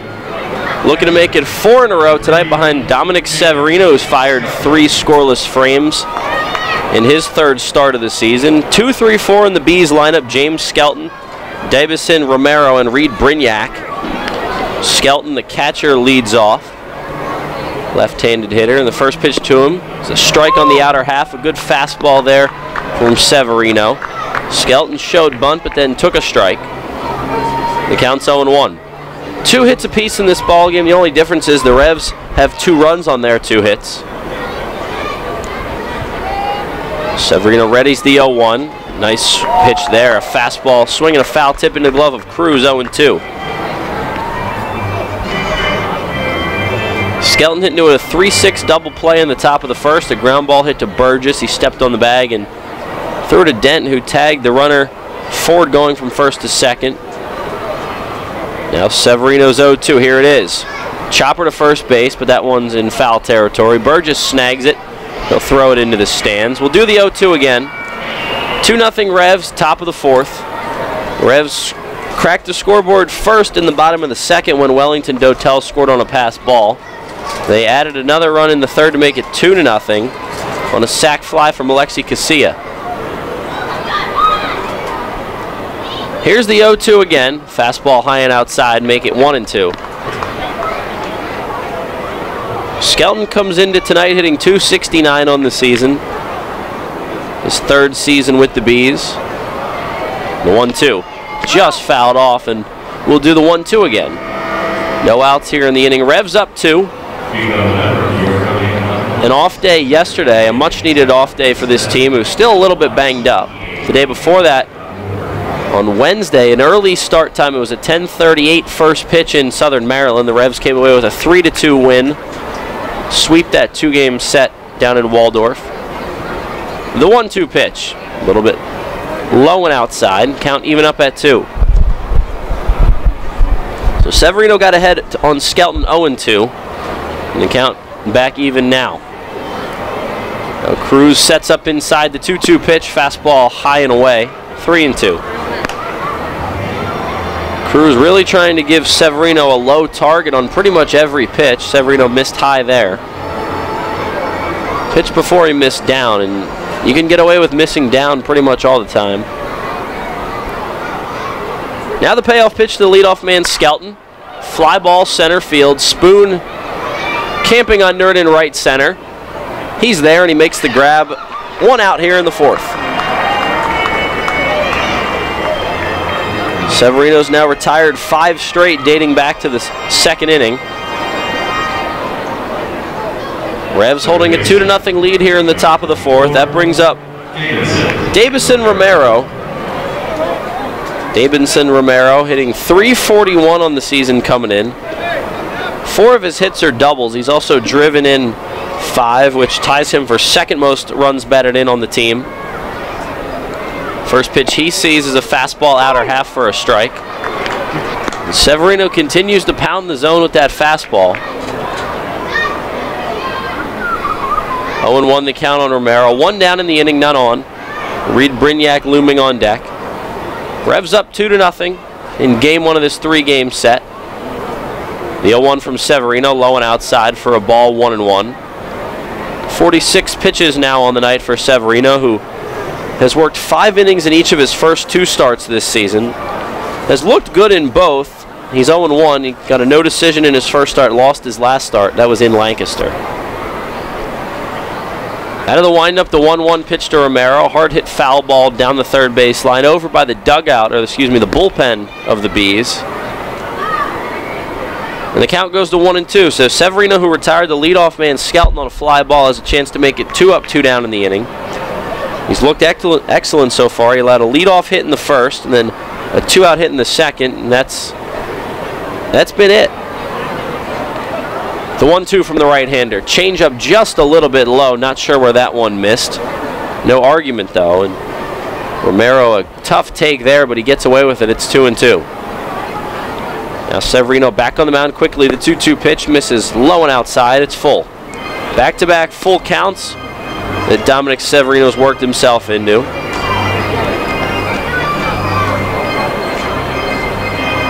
Just Dom's second pro season. Finished up last year with Bridgeport. Now in York for year number 2 in the Atlantic League. The chopper foul over by the Bees dugout. A nice play by the bat boy sitting in a chair next to the Bees dugout. Grabbed the foul ball on a hop. So we'll do the full count pitch again. Severino having to work pretty tough in the inning. No damage across though for the Bees offensively. It's 2-0 Revs, top of the 4th. Severino gets the sign from Cruz. Here's the 3-2 pitch. High fly ball left field, but Ruby Silva is under it. A few steps in, and he has it for out number 2. So Silva stopped right away when that fly ball went in the air, then came in. 2 up, 2 down for Severino. 6 straight retired by the right-hander. Now Reed Brignac will get a shot. He's 0 for 1, lined out to a diving Alexi Casilla at second base his first time up. That was for the first out of the second. Casilla went full extension on the line drive. Now Brignac from the left-handed batter's box awaits the first pitch, and looks like he foul tips one off of the mask of Cruz.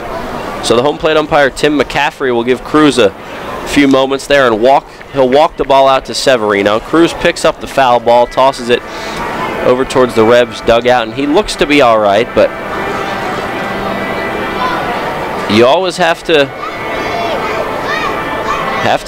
in the back of your mind wonder what a blow like that to the face or the neck area does. Even if it doesn't look like it hurts the catcher right away, those things add up. Doesn't feel good, but Cruz with that hockey style mask and chest protector covering his neck area looks to be all right. Now the 0-1 pitch to Brignac. He takes low, checked his swing. No swing, says third base umpire Steven Zawiski. It's 1-1. Brignac currently riding a team-high 8-game hitting streak. He's 11 for his last 31. That's a .355 batting average. The 1-1 to him. Swing and a miss. Fastball high and tight. Brignac looked like he wanted to put that one in the right field seats. 1-2 the count now. 2 down in the inning. 2-0 Revs lead, top of the 4th. Brignac extended his hitting streak the other night with an RBI double just last night. So he's been hot for the Bees. The 1-2. Line drive left center field. This could get down, and it will. Silva giving chase in the gap. It'll go all the way to the wall. Brignac pulling into second easily with a stand-up 2-out double. And make it 9 straight that Brignac's hit in. A 2-out knock for Reed. And he's at second with 2 down for the 5-hitter Jonathan Galvez. That just goes to show you what a good hitter Brignac is. As a Major League veteran, Severino made a really good pitch in on his hands, challenged him, and won for strike 2, but then went back away, and Brignac made the adjustment, going in and then out, and he was all over that. Here's Galvez, 0 for 1 tonight. Severino gives check to Brignac on second, and the pitch to the plate. Fastball high, 1-0. 2-0 Revs lead, top of the 4th. Revs coming off a 2-game sweep of the Blue Crabs. They also won the series finale in Lancaster this past Sunday with the Stormers. They've won 3 straight. 7-5 on the year. Severino's 1-0. Tapper foul behind the plate, 1-1. The Revs now 2 games over 500 after a 4-game losing streak dipped them below 500 for a game. They're back over. Meanwhile, the Bees in last place in the Liberty Division at 3-9. They've won 3 of their last 10, though, and it's important because they only have 3 wins this year. The 1-1 fouled back, 1-2. Bees not an easy division with the Somerset Patriots and Long Island Ducks, both looking really good. Those are the top 2 teams, respectively, in the Liberty. In the Freedom, the Sugarland Skeeters still on top by a half game over Lancaster. York sitting in 3rd place right now. Severino checks second. Here's the 1-2 2-out pitch. Check swing, but a foul tip into the glove of Luis Cruz, and the inning is over. Severino gets his first punch out of the night, and he works around a 2-out double. No runs, 1 hit, no errors, and 1 left. We go to the bottom of the 4th. 2-0 Revs here on a nice night in York. Have you heard? Royal Farms has gotten the national culinary recognition it deserves. Yeah, in Food and Wine magazine's article, 10 gas station foods across the country that are worth the detour, they put Royal Farms' world-famous chicken at the top of the list. Well, we've always known that Royal Farms has the best fried chicken, but now the whole world knows. So hurry into a Royal Farms to pick up some of their nationally recognized world-famous chicken before the world beats a path to their door. Royal Farms, real fresh, real fast. If you own a tractor-trailer business, then you know the cost of having your rig down instead of on the road. Rivers Truck Center in Red Lion keeps your trucks on the road by providing a one-stop shop for all your trucking needs. Rivers handles full-service truck sales and carries a full line of parts for all makes and models, has their own full-service collision center, and provides 24-hour emergency towing and roadside assistance. Check out riverstruck.com for more info. There's a reason Rivers Truck Center has been in business for over 40 years. They really do care. It is easy being green. In York County, trash is safely managed at a waste-to-energy facility where it is used as fuel to produce electricity. The electricity generated from trash is enough to power 20,000 homes. That's enough to light the entire city of York. Learn more at www.ycswa.com. Garbage is power. This is Ryan Dent. You're listening to York Revolution Baseball on the home of the Revs, Sports Radio 1350, WOYK, first in York, first in sports.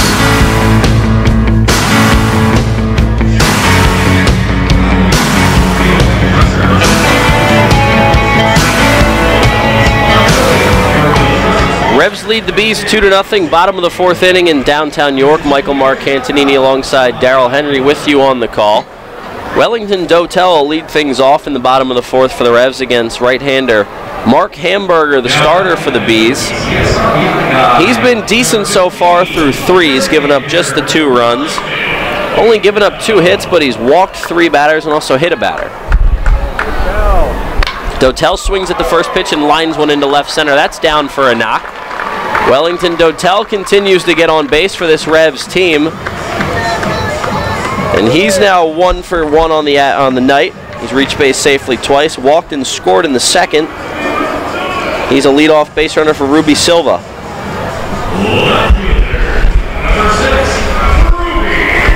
Silva swung at the first pitch he saw in the second inning and laced one to right center field. That pushed Dotel from first to third and then eventually allowed Dotel to score on a pass ball. So Ruby's single, a big part of that inning. Now Silva back in the box. Pitch, breaking ball on the outside corner just barely. I thought the home plate umpire, Tim McCaffrey, was going to say ball, but at the last second he threw up the strike sign. It's 0-1. 2-0 Revs, bottom of the fourth. Hamburger's pitch to the plate. Chopper back to him. He'll go to second for one, sidearm, throw to first. Not in time. So Silva beats the throw to first. He was hauling down the line. A nice play by Hamburger on the comebacker. A one-hopper back to him. He quickly pivoted his feet through to second. A low throw to Brignac. Not sure if that's the reason why they didn't get a double play out of that, or it could have just been Silva hustling down the line. Goes down as a 1-6 fielder's choice. Silva aboard at first, trading places with Dotel. One down in the inning. Now Luis Cruz will get a shot. Hamburger looks at first, bending at the waist. Taking the sign from his catcher Skelton. And the pitch. Cruz takes low and outside. Looked like a curveball there. It's 1-0. One down in the inning. Man on first, that's Silva. Revs got a run in the second, a run in the third. They lead it 2-0 in the bottom of the fourth now. Hamburger again to the plate. Line drive, left field, and that's going to get down in front of the left fielder, Bierfeld. Going first to third is Silva. The throw goes into second. It's corralled by the second baseman, Nina. And the Revs again have runners at the corners with only one down. Luis Cruz continues to swing a hot bat. He gets the job done again. And that'll bring up Ryan Dent with runners at the corners and one out. Dent struck out swinging in the second. Another RBI chance for him. He's driven in 6 this year. 5 of the runs he's driven in have come in via the home run. A 2-run home run 3 nights ago. And Tuesday night in Southern Maryland in that 12-2 win. Now he'll step to the box. The Revs already leading 2-0 as he looks to help extend the lead. The pitch from Hamburger in there for a strike 0-1. Mark Hamburger had a cup of coffee in the majors in 2011 with the Texas Rangers. Pitched in 5 games, 8 innings, 4 earned runs. Struck out 6 and walked 3. Now he looks over at first, checks third. Now to the plate, the pitch to Dent. Tried to check his swing. Throw down to third, Silva back safely. And they're going to say Dent went around. I think Dent was trying to get out of the way of the pitch, but by doing so, the bat went through the zone. Either that or he just looked awkward trying to check and couldn't. First base umpire William Reuter called it a strike. Now the count 0-2 on Dent. He steps out of the box. Now back in. Double play depth for Brignac and Nina up the middle for the Bees. The third baseman Romero off the bag and a couple steps behind it. First baseman Galvez holding on Cruz. The 0-2 pitch to Ryan Dent. Breaking ball misses low and outside. 1-2. 2-0 lead for the Revs, bottom 4. Looking to cash in right now on 1, maybe 2 runs. Heck, if Dent puts one over, and make it 3. Does have 2 homers on the season. Now the 1-2 pitch coming from Hamburger. Here it is. Missing high, 2-2. Well, after Dent, it's back to the top of the order and Jared Mitchell. So the Revs, 2 veterans due up at the plate here with Dent and Mitchell that more than capable of driving in another run. The Revs have been good at extending their leads lately. They've won 3 straight. Here's Hamburger's 2-2. Inside and high, Dent had to get his hands out of the way of that one. Almost clipped his jersey, and the count's full. Cruz on first, he singled. Silva on third, he reached on a fielder's choice. Revs looking to add to their 2-0 lead here in the bottom of inning number 4. 4 hits on the board for the Revs. Here's Hamburger's 3-2 pitch. Fouled down the third base line, so we'll do it again as Dent hangs in there. Dent hitting .235 on the season. Hit .266 last year. He was 6th on the team in hits last year. Also 6th in RBI and runs. Played in 121 games. 3rd on the team last year. The 3-2 once more. That one misses high. No, it doesn't. A late call from home plate umpire Tim McCaffrey. Dent has a few words for him. And he did ring him up a little late there. And that makes it 2 down in the inning. Runners still at first and third for the Revs. Yeah, we mentioned earlier he's favored that high strike tonight. Hitters still aren't going to like it. And if they feel that it was a late call, even more so. A couple times this inning, seen McCaffrey make a late call on a strike.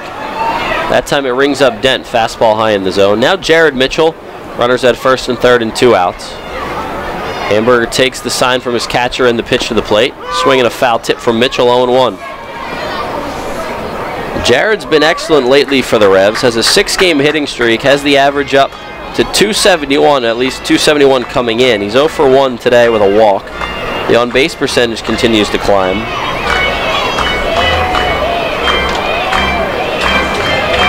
We'll see if Mitchell can help produce a 2-out run for the Revs. Revs with runners in scoring position hitting .255 as a team this season. Scoring position in 2 outs, .245. Hamburger's 0-1 to Mitchell. Inside for a ball, 1-1. Well, Jared with runners in scoring position himself towards the middle of the pack on the Revs, hitting 111. He's had 9 at-bats with runners in scoring position. He's driven in 2. Hitting .333 with Risp in 2 outs, though. Hamburger set on the mound. The right-hander comes to the plate with the 1-1. Fastball outside corner for a strike. Mitchell looked like he said something to the home plate umpire McCaffrey again there. It's a wide zone. That was outside corner, if not a little off, and that was down, and obviously they're calling the high strike too. 1 ball, 2 strikes, 2 outs in the inning. Revs lead it 2-0. They have runners at the corners threatening for more. Hamburger sets, and now time is called. Not sure who called time, but Mitchell step out of the box. Might have had something in his eye as he rubbed one of his eyes. He'll get back in the box with a 1-2 count. 2 outs in the inning. Hamburger looking to keep it a 2-run deficit for the Bees. The Revs looking to extend their 2-run lead. And the 1-2 pitch. Ground ball to first base. Stop on the backhand by Galvez. He picks it up, steps on the bag, and the inning is over. So the Revs got first and third with 1 out, but they failed to score. No runs on 2 hits, no errors, and 2 left. On 1 hit, I should say. We'll head to the top of the 5th inning. It's 2-0 Revs. Keep listening on Sports Radio 1350 WOYK. Hey, it's the good-looking genius at Broadway Transmission. You know what really grinds my gears? Perfectly good cars being thrown away just because the transmission went bad. My mind slips into overdrive when someone says, I'll just get a new car before I spend that kind of money on a transmission. What? According to Kelley Blue Book, the average price of a new car is $32 grand. Now you're going to finance that, right? There's another $6 to $8 grand. And if you drive it off the showroom floor, it loses 20% of its value immediately. Don't forget, you also have to pay sales tax, higher insurance rates, title and registration fees, and come up with $600, $700, $800 a month depending on your interest rates for 5 years. And remember, you will still have to pay for the upkeep of the car. Brakes, tires, wipers, fluids, etc. Stop! Trade your transmission, not your car. Thanks, good-looking genius. You're welcome, ma'am. Broadway Transmission. We'll get your shift together and save you all that dough. Visit us on the web at BroadwayTrans.com or stop in and see how it's done. Does your wealth advisor know how you take your coffee? At Smith, Mayer & Little Wealth Advisory Group, we genuinely get to know our clients, from their interests, goals, and dreams, right down to how they like their coffee. By understanding our clients on a personal level, we help them make wise financial decisions. In us, you will find a trusted confidant dedicated to your financial success. Smith, Mayer & Little, a wealth of knowledge about wealth. Get to know us over a cup of coffee or visit us at financialjava.com. Janney Montgomery Scott LLC, member NYSE, FINRA, and SIPC. This is Chang Choi, athletic trainer of the York Revolution. You're listening to York Revolution Baseball on the home of the Revs, Sports Radio 1350 WOYK. First in York, first in sports.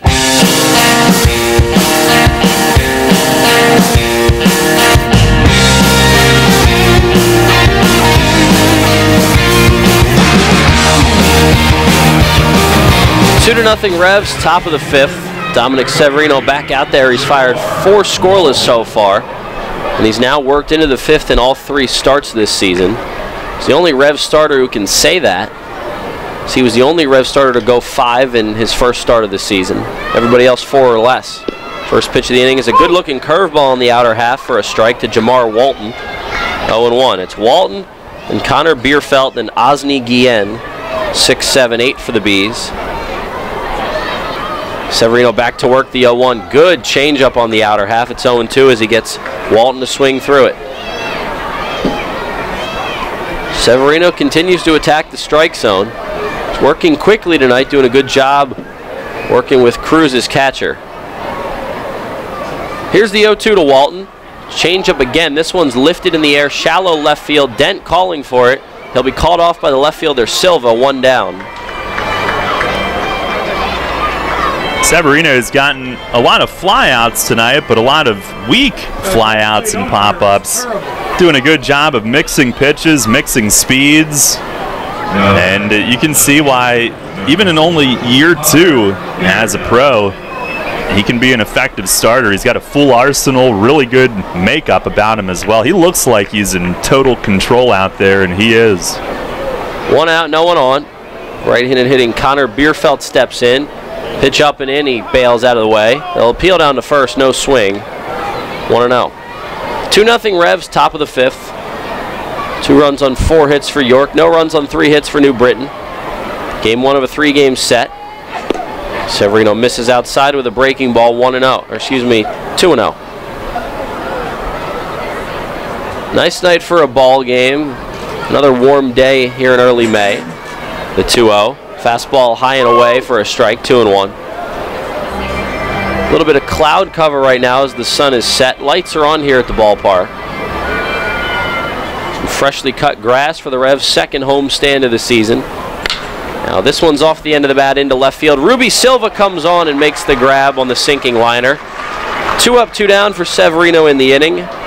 He continues to look great on the mound, and that's a ball where Ruby Silva had to come in on. Tough to judge off the bat, off the end of the bat, and he made a great play and left. Yeah, that's one instinctively right away. You've got to make a decision, and one that it kind of hung up like some backspin from Bierfeld. A lot of times balls that leave the bat like that look like they're going to top spin down and can get caught in between. Do you go for it or not? But he had the good read on it right away. 2 up, 2 down. Here's Osni Guillen. He shows bunt, pulling back. Pitch was low. We'll see what the call was. It is a ball, 1-0. Revs lead at 2-0 over the Bees. Game 1 of a 3-game series. Game 2 tomorrow night at 6:30. Then Sunday at 1 o'clock. 1 o'clock start time. Severino's 1-0. Pop up left side of the infield. Ranging into shallow left field. Dent calls everybody off. He makes the grab a couple steps into the outfield. It's a 1-2-3 inning for Dominic Severino, his second 1-2-3 inning of the night. He's through 5 scoreless. The Revs lead at 2-0. We'll head to the bottom of the 5th now on Sports Radio 1350 WOYK. Okay, John, shelves are stocked. So are the new Fast Play games from the Pennsylvania Lottery. Just pick your game, get your ticket, and see if you've won. Like Word Search, with top prizes of 20 grand. Yep, winning's never been faster. Not faster than me clearing these shelves. Dude, I hope you're even faster at restocking. Yeah. Fast Play. Play fast, win instantly. The Pennsylvania Lottery. Players must be 18 or older. Please play responsibly. Benefits older Pennsylvanians every day. Remember rushing to the newspaper in the morning to read all about that Revs game from the night before? Was it?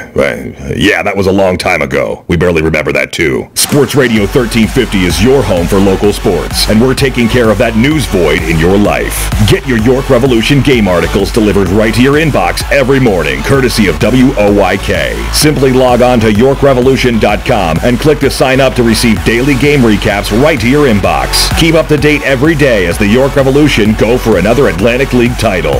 We're your source for local sports. Sports Radio 1350 WOYK. First in York, first in sports. Colin Cowherd. Ben Simmons will change the league. Ben Simmons is different, folks. A 6'10" point. Long, tough. He is already an elite defender, unheard of as a rookie. He completely controls tempo. Most rookies walk into this league, and it takes them a while to catch up to the speed of the NBA. It's the opposite with him. This is The Herd with Colin Cowherd. Weekdays at 3 on Sports Radio 1350 WOYK. First in York, first in sports. Listen live, on demand, and on the go. Download the new WOYK app on the Apple and Google Play stores today.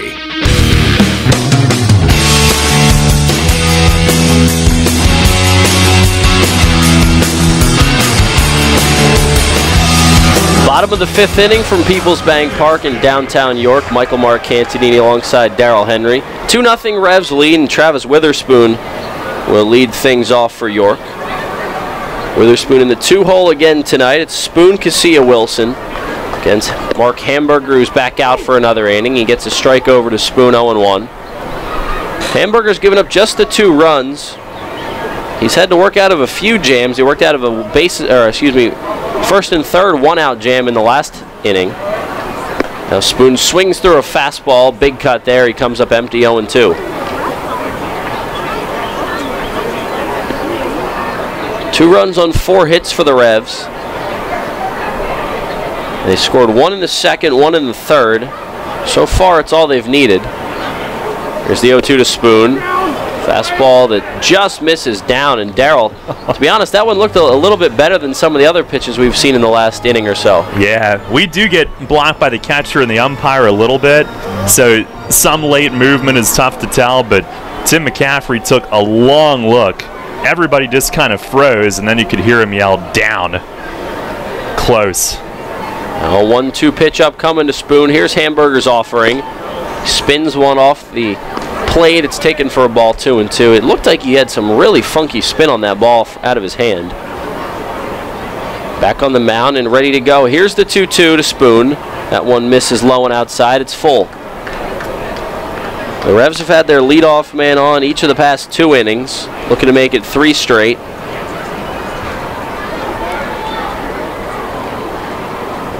And the payoff pitch. Spoon takes outside corner, and he's rung up.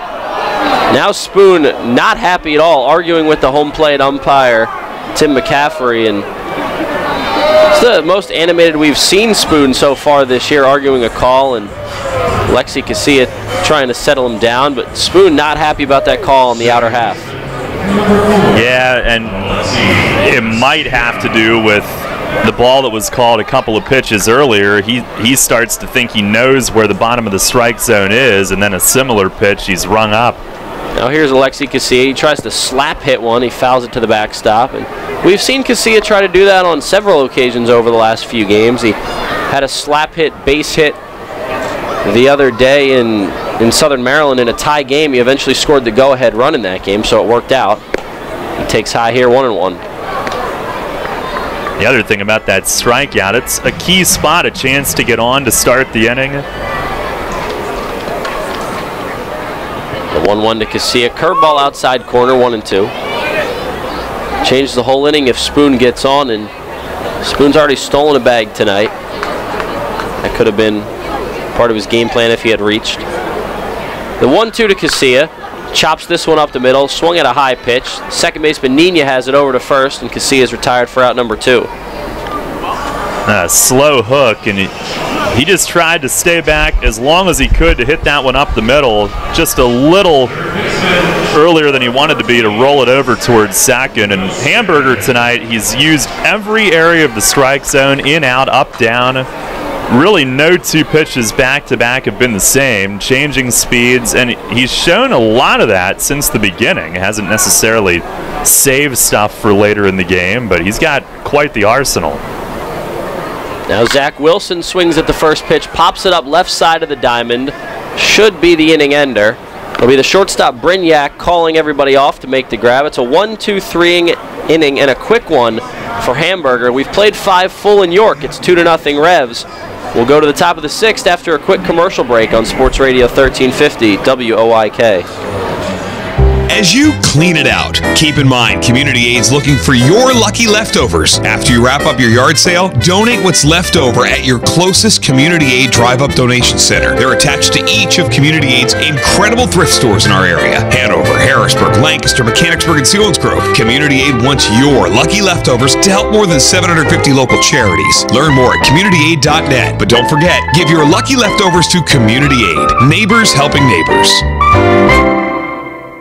Carmen Fusco Pro Baseball and Softball Academy in New Cumberland offers a variety of lesson plans for every budget. Owner Carmen Fusco has 38 years of Major League Baseball experience, and our staff is made up entirely of professional instructors, including Carmen Fusco, Sam Knott, TJ Cronenberger, and Lisa Baker. We offer one-on-one private instruction, camps and clinics, and year-round travel ball programs focused on developing the player. We differ from other facilities because we offer professional instruction with Major League Baseball techniques. We also provide free college placement for our athletes. Conveniently located off I-83 between Harrisburg and York, check out Carmen Fusco Pro Baseball and Softball Academy in New Cumberland and go online to FuscoProBaseball.com. Sports injury? Walk into WellSpan Urgent Orthopedics for immediate care. No appointment is ever needed. Our orthopedic and sports medicine specialists are here to treat you. Visit wellspan.org/urgent orthopedics today for hours at our York and Hanover locations. Hey, this is Jacoby Jones, Super Bowl champ, Dancing with the Stars. If y'all didn't vote for me, it's y'all fault I lost, but you're listening to the radio, WOYK 1350, baby.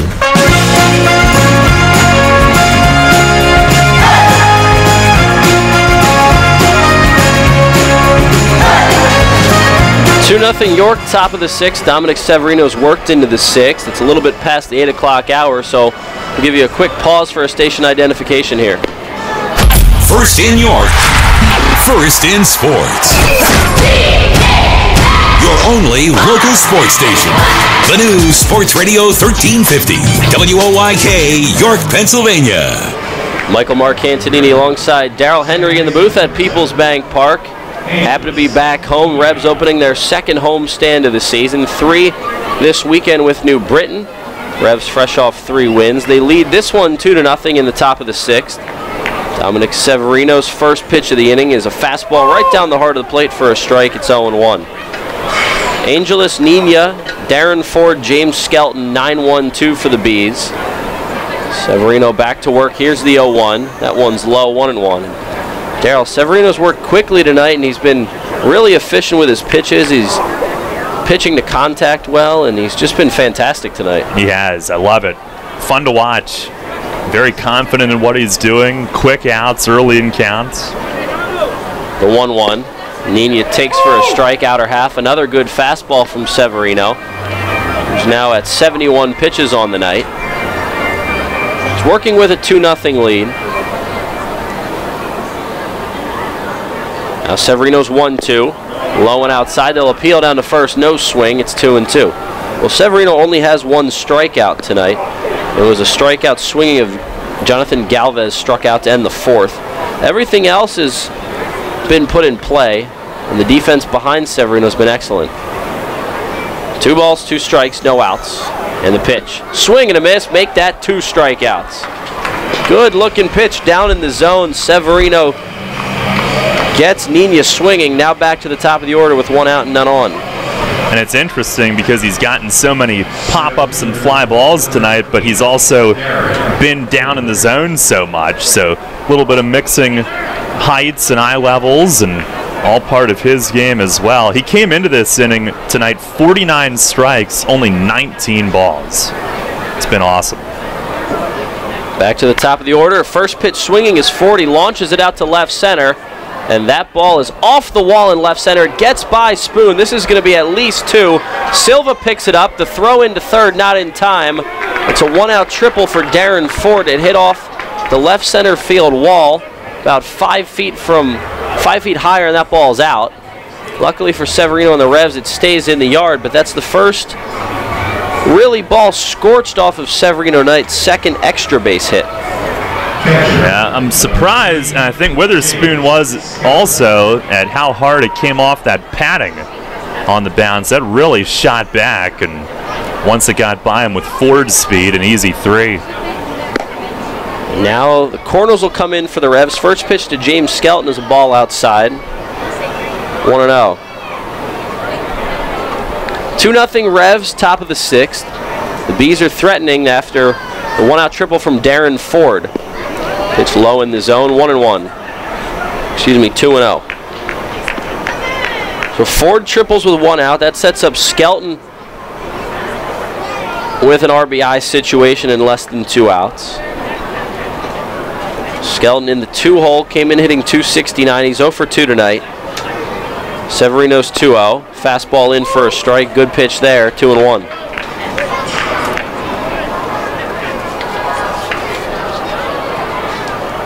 The Bees looking to cut into this 2-1 Revs lead. Here's the 2-1. That one's in the dirt, but smothered by Cruz. He keeps Ford over at third. The count now 3-1 with 1 out on Skelton.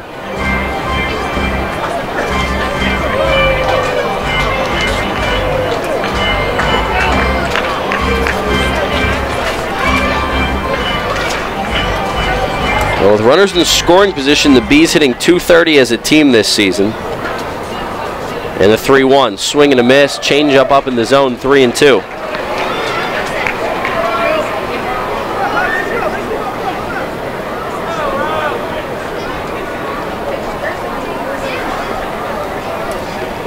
Now Skelton back in, bat on his shoulder, ready for the 3-2 from Severino. Swing and a miss, fastball outer half. 3 strikeouts now in the game for Severino, 2 in the inning. And that's a big strikeout. Allows the defense to move all the way back with 2 down.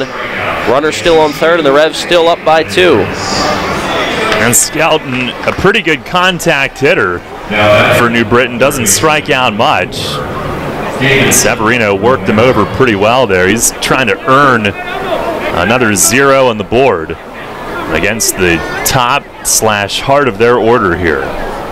Well, here's Romero's hitting .500 with runners in scoring position this season. Big hack at that one. He comes up empty, 0-1. He's had 10 at-bats with runners in scoring position. He's driven in 5 runs in those at-bats. Also hitting .571 with runners in scoring position in 2 outs. Man on third, 2 down in the inning. Fastball low, it's 1-1. 2-0 lead for the Revs, top of the 6th. Severino has worked into the 6th inning for the first time this season. He's dominated the Bees tonight. 3 strikeouts, 2 of them this inning. Looking for out number 3, though, against Romero, the 3-hitter of the Bees. 1-1, curveball low and outside. Again, a block in the dirt from Cruz. Now, that's a big part of what Dominic Severino can do on the mound. The fact that he has a catcher who can block everything in the dirt. Has the confidence to go to those breaking pitches and not necessarily have to get them up in the zone. Here's the 2-1 pitch. Laced foul, out of play. And hopefully everybody's all right. Foul territory, left field side. Ball was scorched into the seats. It went onto the concourse over the seats. Looks like everybody's okay. Hopefully they are. 2 balls, 2 strikes, 2 outs. 2-0 lead for the Revs, top of the 6th. The Bees have a man on third. With Romero at the dish.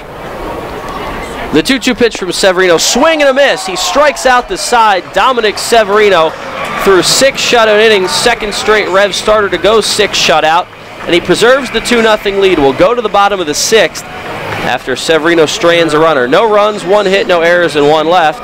After a quick commercial break, we'll head to the bottom of the 6th on Sports Radio 1350 WOYK. Money and business are essential to the strength of a community. So is cheering and celebration and music and fun. That's why York Revolution games, concerts, youth sports, special events, and more happen at a place called PeoplesBank Park. PeoplesBank has been serving York County for more than 150 years. Always cheering, always celebrating, always committed to the things that make York County great. And to you having a great time at PeoplesBank Park. Peoples Bank, member FDIC, equal housing lender. Planning your next visit to York? Book your stay at Courtyard by Marriott. Conveniently situated near local businesses, shopping, dining, downtown, and local attractions, Courtyard by Marriott features a state-of-the-art lobby, inviting flexible spaces to work or relax, free Wi-Fi, our well-equipped fitness center, and the bistro offering healthy options and refreshing choices, including Starbucks and an evening bar. Your stay is sure to be more comfortable, productive, and enjoyable than ever before. Courtyard by Marriott, 2799 Concord Road in York. Book your stay at 717-840-7840. You'll always hit it out of the park with great Best Yet products from your neighborhood Sure Save stores. Like party platters with $18.93 deli items. Team up Best Yet hot dogs with Best Yet kettle cooked chips. And get Best Yet 12 packs of soda and Best Yet Rising Crust pizzas at Sobel's Markets in Shrewsbury, Stewartstown, Whiteford, and East York. And at Nell's Market Fresh Foods in Spry. Hi, this is United States Olympic gold medalist Jenny Finch. You're listening to York Revolution Baseball on Sports Radio 1350, WOYK. First in York, first in sports.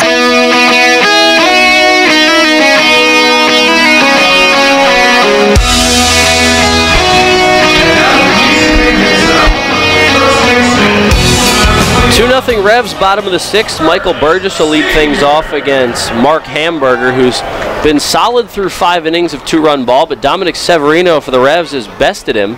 6 shutout innings for Sev. He's just struck out the side in the top of the 6th to give him 4 Ks on the night. His best start of the season. Now his offense will go to work as Michael Burgess fouls one back. 0-1 the count on Burgess. Revs looking to extend this 2-0 lead. A single run in the 2nd, a single run in the 3rd. They've scored a run on a pass ball and another run on a sac fly.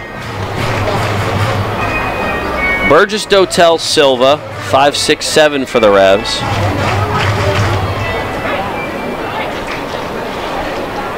Now Hamburger out of the windup. Readies his 0-1 to the lefty slugger Burgess, who swings and misses on a pitch on the outer half. 0-2. Burgess tried to pull that ball, it looked like, but the pitch was outside and he couldn't do much with it. It's 0-2. Burgess 0 for 2 today with a strikeout and a pop-up. Pitch on the outer half misses. It's 1-2. Change up that Hamburger couldn't get over, and now he's back on the mound really quickly. Burgess has to jump back in the box. Hamburger's 1-2, here it is. A ground ball the other way. They don't shift on Burgess, but the third baseman Romero is there. High throw to first, but a tag put down by Galvez. And Burgess is out number 1 in the 6th. Now early in the count, Burgess a couple of big swings looking to drive one. Hamburger was thinking right there with him, and everything off speed early. A pretty good job to make contact with 2 strikes. Pitch was away, hit it fairly sharply the other way, but I think that tag got him right in the helmet. I'm sure he loved that. 1 down for Wellington Dotel, the DH tonight. 1 for 1 with a single, a walk, and a run score. He scored the first run for the Revs as he takes up and in 1-0. Dotel, a little bit unconventional with his appearance. Only 1 batting glove. You don't see that very often. Now he laces a fly ball into dead center field. Going back on it is Ford, a high fly ball. And that's out number 2. A long out. Took forever to come down. 2 up, 2 down for Hamburger in the 6th. Well, that's an out, but hit well. I think Wellington is energized by being here in York. Good game tonight. Here early, middle of the game, but another productive night. Could be a real game changer for the Revs offense, adding him. Now Ruby Silva with 2 outs and none on. Pitch from Hamburger, a strike. Upper half of the zone, it's 0-1. Revs lead at 2-0, bottom 6. Hamburger continues to work well on the mound, changing speeds with his pitches. The 0-1, Silva flips it foul out of play, 0-2. And he continues to get ahead of guys. He is on the losing end right now as the Revs have pushed across 2 runs. The Bees none. Here's the 0-2 to Silva. Pop up left side of the diamond. Reed Brignac, the shortstop, under it. Couple steps from the outfield grass. He makes the grab. another 1-2-3 inning second straight for Hamburger. We've played 6 full from York. Darryl Henry going to take over the play-by-play when we come back. We'll head to the top of the 7th. It's 2-0 York on 4 hits. Quick commercial break on Sports Radio 1350 WOYK. Rutter's has all your favorite seafood options. Tavern battered cod sandwich, crispy fried shrimp with bada bing dipping sauce, flavorful crab and corn chowder, just to name a few. Rutter's Seafood. One try and you'll be hooked. Rutter's. Why go anywhere else for seafood? Planning your summer vacation? Looking to take care of those long overdue home improvements? Hello, I'm Tara Hauser, Vice President of Marketing at First Capital Federal Credit Union. Make all your dreams come true with a home equity loan from First Capital FCU. For a limited time, take advantage of a 7-year home equity loan of $10,000 or more with an annual percentage rate as low as 3.99%. Visit firstcapitalfcu.com or stop by any branch to apply. First Capital, putting you first. Federally insured by NCUA. Equal housing lender. First Capital Federal Credit Union. Columbia Gas of Pennsylvania delivers natural gas to 423,000 customers. Our commitment is to do it reliably, efficiently, and most importantly, safely. If you smell, hear, or see any sign of a natural gas problem, evacuate immediately and call 911 from a safe location. The most obvious indication of a problem in your home would be a rotten egg odor. For more information on natural gas safety, visit ColumbiaGasPA.com. Columbia Gas of Pennsylvania, reminding you about natural gas safety. Rutter's Hot Dog Extravaganza is here. Rutter's Kunzler hot dogs and brand new corn dogs are only 2 for $2. Our amazing Kunzler bacon wrapped cheddar dogs and sausages are only 2 for $4. Earn 2 cents on fuel for every deal purchased. Must scan rewards card. Rutter's, why go anywhere else? You're on the home of the Atlantic League champion York Revolution. Sports Radio 1350 WOYK, York.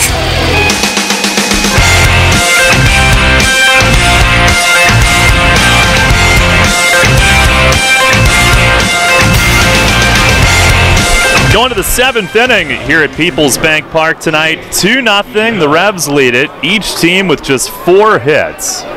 And Dominic Severino, after a gem through 6, will turn it over to Jake Ezel and the Revs bullpen. Pitching change brought to you by Maple Donuts. Severino, 6 scoreless innings, 4 hits, no walks, 4 strikeouts, 85 pitches, 55 strikes. Reed Brignac leads off, and Ezel misses in the dirt way outside. Middle third of the order for the Bees, and even though Severino struck out the side last inning around a 1-out triple, perhaps seeing this part of the order a third time prompted them to go to the pen. The 1-0. Oh, behind Brignac, who looks out at Ezel and stares him down as he walks away from home plate at 2-0 count. The first one was way outside and in the dirt, so clearly Jake is trying to get the feel for it, and nothing intended there, but Brignac didn't care for it. Again, pretty sure that Ezel's not trying to hit the leadoff man, especially in a 2-run game where runs have been hard to come by. Pretty sure he's not trying to hit Reed there, so the stare down a little bit too early there for that. And now Mace will call time and head out, and is Sean going to accompany him? He is. This is unseemly. Well, I mean, is that a case where maybe Jake Ezel didn't get stretched out enough before the game or didn't warm up enough? But this has just been an every night thing. Mace, Chong, the entire infield coming in to make sure that Jake is okay. Here early in this season, he's been a model of command and consistency and staying within himself and making pitch after pitch, executing those first 2 pitches, nothing like what we've seen his first 5 outings, and they're going to give him a warm-up or 2 to see if he is okay. Oh man, that one look good. Goes the whole way to the backstop outside, and Mace is going to remove him. Well, I mean, that's just a horrible sign right there, to throw your warm-up pitch that far away from the plate. Man. I can't begin to speculate what a potential injury there could be, but I mean, he wasn't even close with that warm-up pitch. And now I think Brignac, now realizing that, he just talked with Luis Cruz and I think basically said, "My bad." And it looks like Burgess is playfully telling him to go over toward the dugout, but I think Reed made good with the Revs catcher there and said, "I didn't realize Jake was having that much trouble." Well, again, as a leadoff batter in an inning, I don't think in a game like this the pitcher's trying to hit you. But that's just tough to see from a guy like Jake Gazelle who hasn't given up a run this year. Again, you don't want to speculate. I thought I saw, as he was walking off with Chong, a little movement of sort of flexing his right hand, and it makes you wonder if he was struggling with feeling of some sort. I don't know. You know, you always hope it's not in the elbow or anything like that. You heard about David Price with the carpal tunnel. I mean, you've got to be able to feel the ball to throw it where you want to, and we'll find out more, obviously, a little bit later on, but it looked like he was kind of flexing that right hand just slightly as he walked away. David Price, the mild carpal tunnel case of it, and they think it might be video game related. Yeah, so I saw that. I don't know if Jake Ezel's playing video games, but I know a handful of other guys on this team, one of them being Dom Severino, big into the video games. I mean, Zach Groats was playing some game on the bus ride home from Southern Maryland 2 days ago. Well, and again, it could be anything with Jake. Hopefully it's nothing serious, and find out more.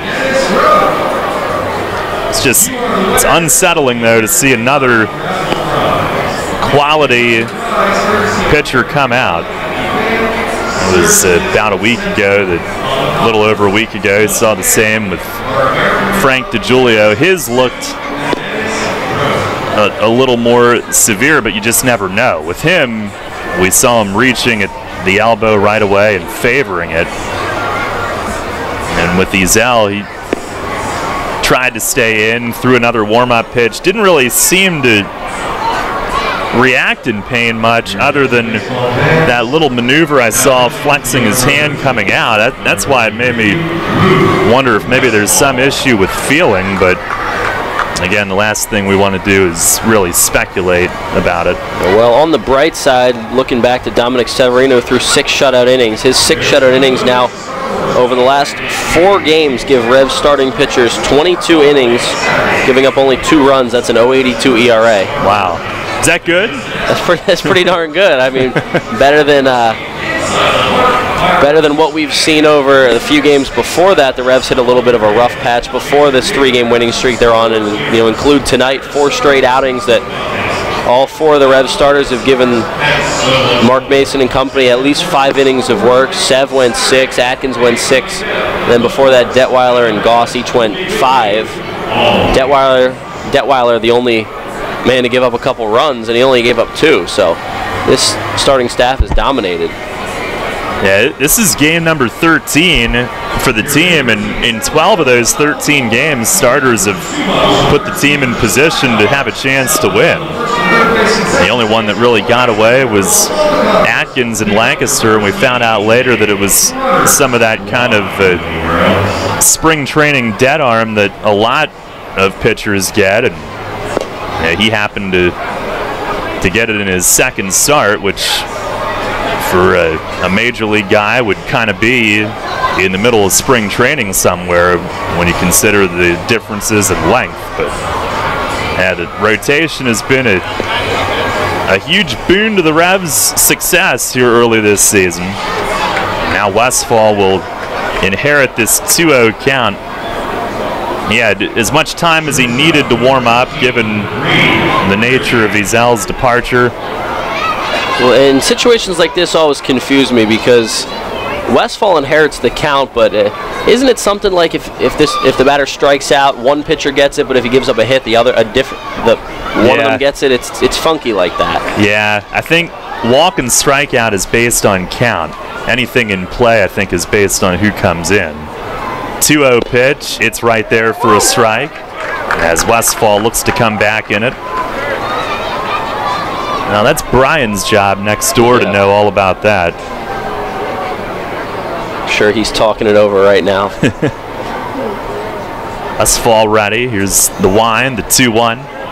And a called strike outside corner. So he right away evens things up on the leadoff hitter in the 7th inning. Their cleanup man, Reed Brignac, tonight 1 for 2, doubled in the 4th. And Westfall ready. Steps back, kicks, fires, breaking ball, little high. As he turned on the finish, he might have been upset with himself for leaving it just a hair up. A full count. I thought he was going to get the call right there. We've seen that high strike get called. Just a little bit up. Now has his signal. Steps sideways to the windup. Payoff pitch. Swinging a foul against the net. Came back challenging him with the hard stuff. It's 2-0 York here as we begin the 7th inning tonight. Brignac, Galvez, and Walton do this inning. Made sense to go to Luke here. The first and third hitters are left-handed. It's a big hitter, though, to get if he can. Play him hard the other way. 3-2. It misses up high, and Brignac lays off. So a walk to start the inning, and that makes Galvez, one of their middle-of-the-order guys, the tying run. Off to a rough start this year. 0 for 2 tonight, but you don't want to see him break out here. So is that Westfall's base runner there, or is that Ezel's? That's what confusing. That is like the ultimate situation right there. I don't know. How's that? Does that help? I guess I was asking more in a hypothetical way, but thinking out loud. Here's a fly ball to center, playable for Witherspoon. He'll drift over toward right center, and he's got it. So Galvez trying to jump on the first pitch, didn't quite square it up, and there's a big first out. Huge first out, especially after allowing the leadoff man on a walk, no less. Considering what's already happened in this inning, Westfall the second man of the inning to come in to pitch. Big out right there, and a big out early in a count. Now Jamar Walton, lefty on lefty again. Walton tonight 1 for 2, single and a fly out. And Westfall set to go. First pitch, breaking ball, miss. Oh no, it didn't. There's the high strike. Excuse me. And Walton will have a little discussion about it. And from up here, I thought it caught the inside corner, maybe a late break. But if you're close to the plate, you're going to get the call, I think, more often than not. Now move to first. Back standing is Brignac. Westfall's done a great job since coming in. It's tough to come in and having not thrown any warm-up pitches, cold, unless I'm mistaken, and he was warming up as well. But even so, to come in after an injury like that, it's tough. Now the 0-1, swing and a miss. Slider. The walk on Brignac again. He only threw 2 balls coming in with a 2-0 count, so he has pretty much attacked the strike zone since entering. He's ready. And a move to first, checking in on him. 2-0 York here in the top of the 7th, trying to win 4 in a row here tonight. Trying to end a 2-game skid at home as well. There's the 0-2, and it misses high and tight. Off the glove of Cruz, Brignac takes off, and he'll slide in with no throw. Cruz thought he had it, and it slipped out of his glove, rolled a couple of steps behind him. Brignac saw that right away, took off. That'll take away the double play possibility. And that will go down as a pass ball. It was high and tight, but Cruz will be the first one to tell you he should have had it. It's the first pass ball for either Revs catcher this season. Both him and Clark have been excellent behind the dish. And Westfall ready. 1-2. And a called third strike. Fastball outside corner. It was perfect. Walton knew it. a rather non-demonstrative strike 3 call, which left us wondering briefly, but that was a perfect pitch, 2 outs in the inning. Yeah, I would have been pretty surprised if that didn't get called for strike 3. Another late call, but Westfall putting it right where he needs to, in a position where you freeze a left-handed hitter with that curveball in the outer half. So now he will face New Britain's home run leader from a year ago, and so far this year with 2. Connor Bierfeld representing the tying run. He's popped up to second and lined out to left here tonight. And Westfall staring in. Runner at second, 2 outs. The stretch. First pitch. It's a slider down and away. I mentioned the first pass ball on a Revs catcher all season. Last year they had way more than they would have liked. So it's good to see that that's their first here in game number 13. Westfall look back, the 1-0, and a fastball just missed, low and away. Behind on Bierfeld, and he'll have to be a little bit careful here. He's got, and you normally wouldn't want to obviously have the tying run reach, but on deck is Guillen, a lefty, with Westfall on the mound, a lefty. Here's the 2-0. And he pops it up, but it's foul, and it will get out of play straight back. That was another thing Severino did really well tonight, getting guys to pop up or lazy fly balls as well.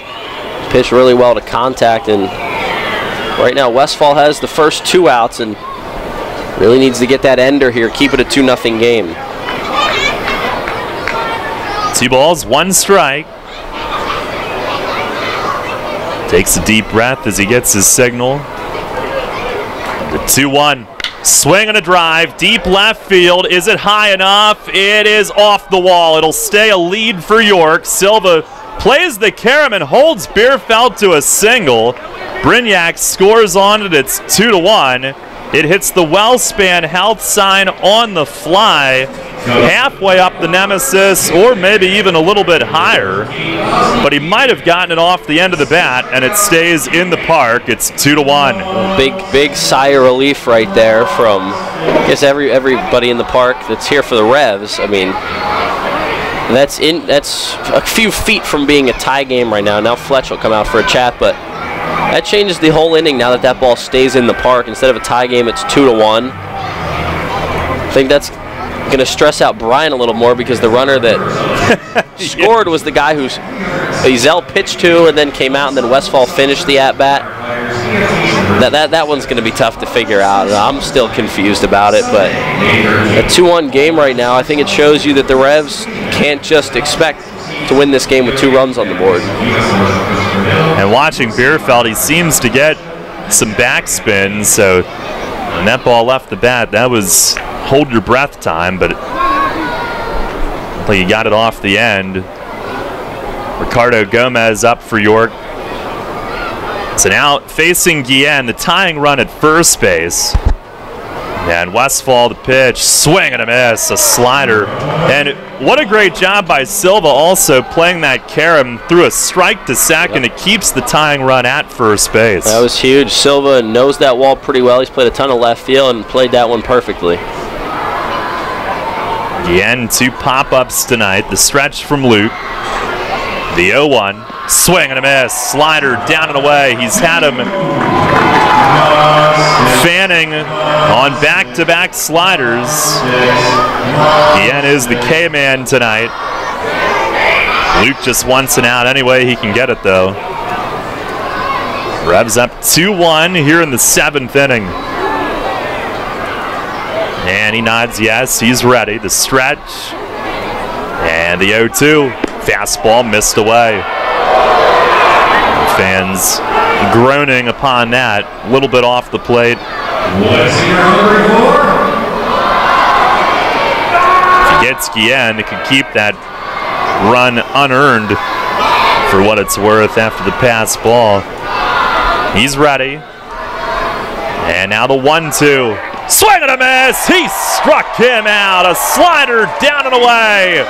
Guillen slams his helmet down, and Westfall gets him to end the inning. Only the one run scores. It's unearned on one hit and one left. Stretch time here at the bank. It's the Revs 2 and the Bees 1. You'll always hit it out of the park with great Best Yet products from your neighborhood SureSave stores. Like party platters with $18.93 deli items. Team up Best Yet hot dogs with Best Yet kettle cooked chips. And get Best Yet 12 packs of soda and Best Yet Rising Crust pizzas at Sobel's Markets in Shrewsbury, Stewartstown, Whiteford, and East York. And at Nell's Market Fresh Foods in Spry. If you are facing retirement decisions, Smith, Mayer & Little Wealth Advisory Group can develop a customized retirement income plan. As specialists in retirement planning, we will guide you on Social Security benefits, 401k and retirement plan rollovers, pension choices, and distribution options. We can explain employer benefit plans and retirement systems such as Peasers and Tia Kreff. Smith, Mayer & Little, a wealth of knowledge about wealth. Get to know us over a cup of coffee or visit us at financialjava.com. Janney Montgomery Scott LLC, member NYSE, FINRA, and SIPC. You trust AAA to work at every mile. But AAA doesn't just cover your car. They can also cover your home. AAA Home Insurance protects every square foot. And when you add AAA Home Insurance to AAA Auto Insurance, you get more protection and more savings. Insurance that's not just insurance. Talk to your local AAA insurance agent today or visit AAA.com to learn more about AAA Home Insurance. Hi, this is Mark Mason. You're listening to York Revolution Baseball on the home of the Revs, Sports Radio 1350, WOYK.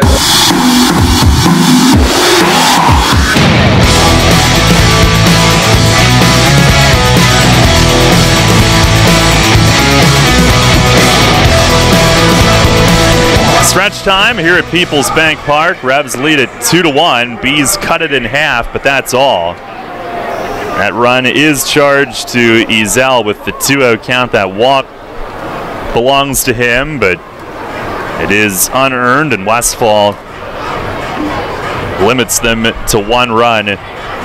Mark Hamburger is still in. Bottom of the 7th, Luis Cruz will lead off. Hamburger's retired 8 straight. He is at 88 pitches beginning the inning, and that's nothing. He was way over 100 in his last start, his second start of the season. Cruz leads off. First pitch is down and away and gets away. Cruz a walk and a single tonight. Dent and Mitchell will follow. 2 runs, 4 hits, no errors for York. 1 run, 5 hits, no errors for New Britain. The 1-0. Swinging a line drive left field, and it's down for a hit in front of Bierfeld, who staggered to a stop, trying to figure out whether to dive or not. It lands a step in front of him, plays it on one hop, moving toward the line, and Cruz is on base 3 out of 3 times tonight, and now 2 for 2, swinging the bat. And that'll bring up Ryan Dent. We'll see if the Revs ask Dent to bunt. Hamburger, who appeared in 5 big league games for the Texas Rangers earlier in his career. A lot of time in Australia during the winters as well. Pitch to Dent, he does square, gets it down, Hamburger in, picks up a peek at second, throws to first, and the sacrifice is good. Textbook from Dent. 1-3 on the out, and Cruz to second with 1 away. A great bunt there from Ryan Dent, and that's why this team works on it every day in batting practice. They each bunt a couple before starting their round of cuts in BP, and a great job of deadening the ball, even though it was back to the pitcher and not angled toward first or third. He deadened it off the bat, and I mean, if that ball's bunted hard back at the pitcher, Hamburger, maybe he can go to second, but a great bunt by Dent to get that one soft off the bat. First sack bunt of the year for the Revs. Here's Jared Mitchell at the top, trying to extend the lead. First offering, it's down and in. Skelton sliding on his shin guards over to block it. Mitchell 0 for 2 with a walk and a run tonight.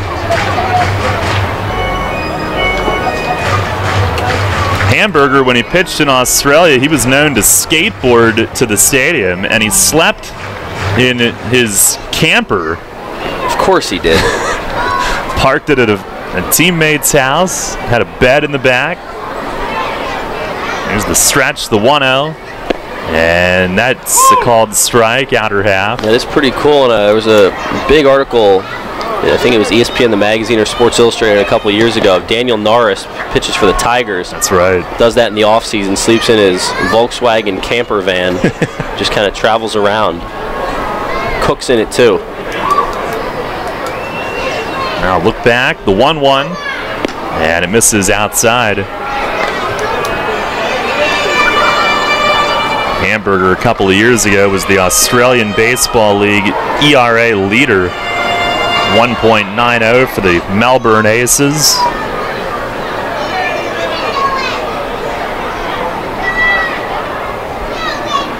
Sets below the belt with the hands. A look back, the 2-1. And a swing and a high chop foul, I believe. It glanced off Mitchell's foot, I thought. They didn't really call that, but it ends up skipping foul just wide of first base anyway. High up off the dirt.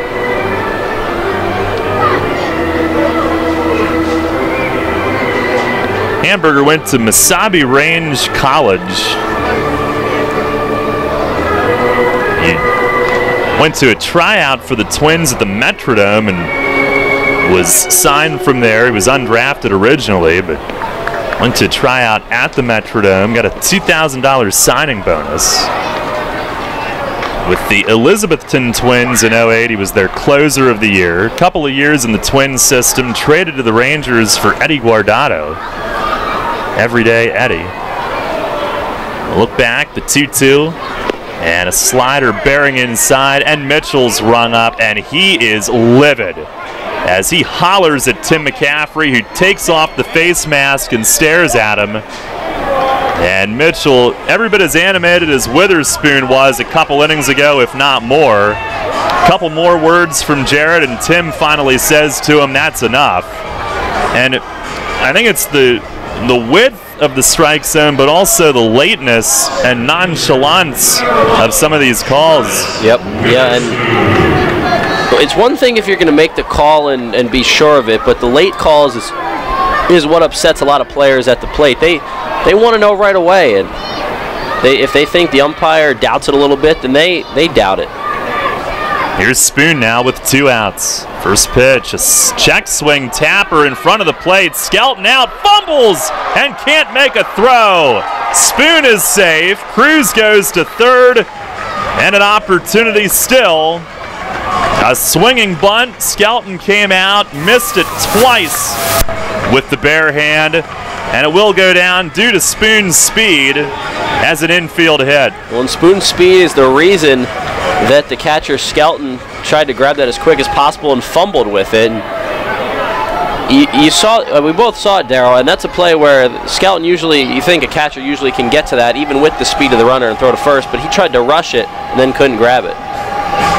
That's one that Skelton would want to have back. He didn't have to come all that far out to make the play. It only went a couple of feet, but pitching coach Mauro Gazzo will visit with Hamburger. First and third for Alexi Casilla, who drove in the Revs' second run back in the third inning, a sac fly. Right now that stands as the difference. The other one came in the second inning when Dotel scored on a pass ball. And now it's a 2-1 lead, and looking to get that 2-run lead back. See a hit by a pitch, a sac fly, and a ground out tonight. Spoon with that dribbler now has a 7-game hitting streak, which ties him with Zach Wilson, the longest current streak, and also ties him with Alexi Casilla for the team's longest this season.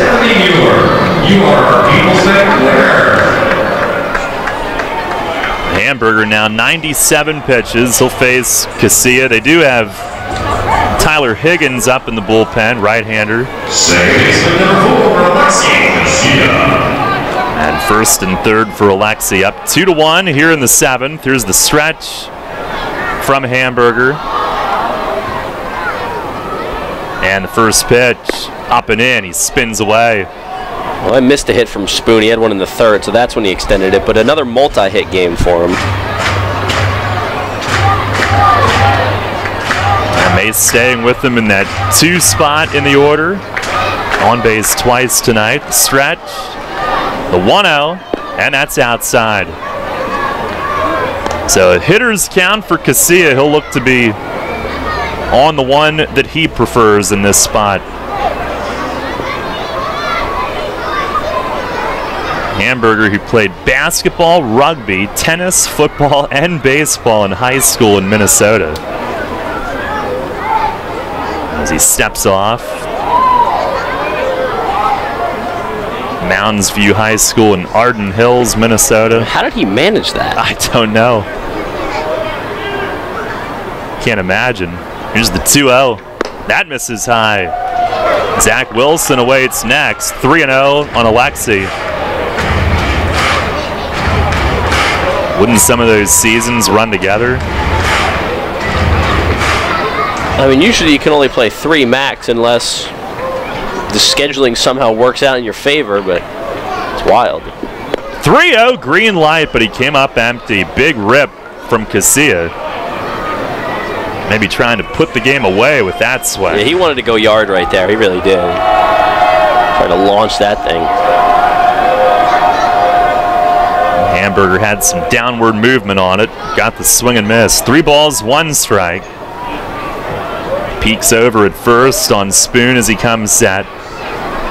And the pitch misses high. Casilla works out the walk. So he's on base again.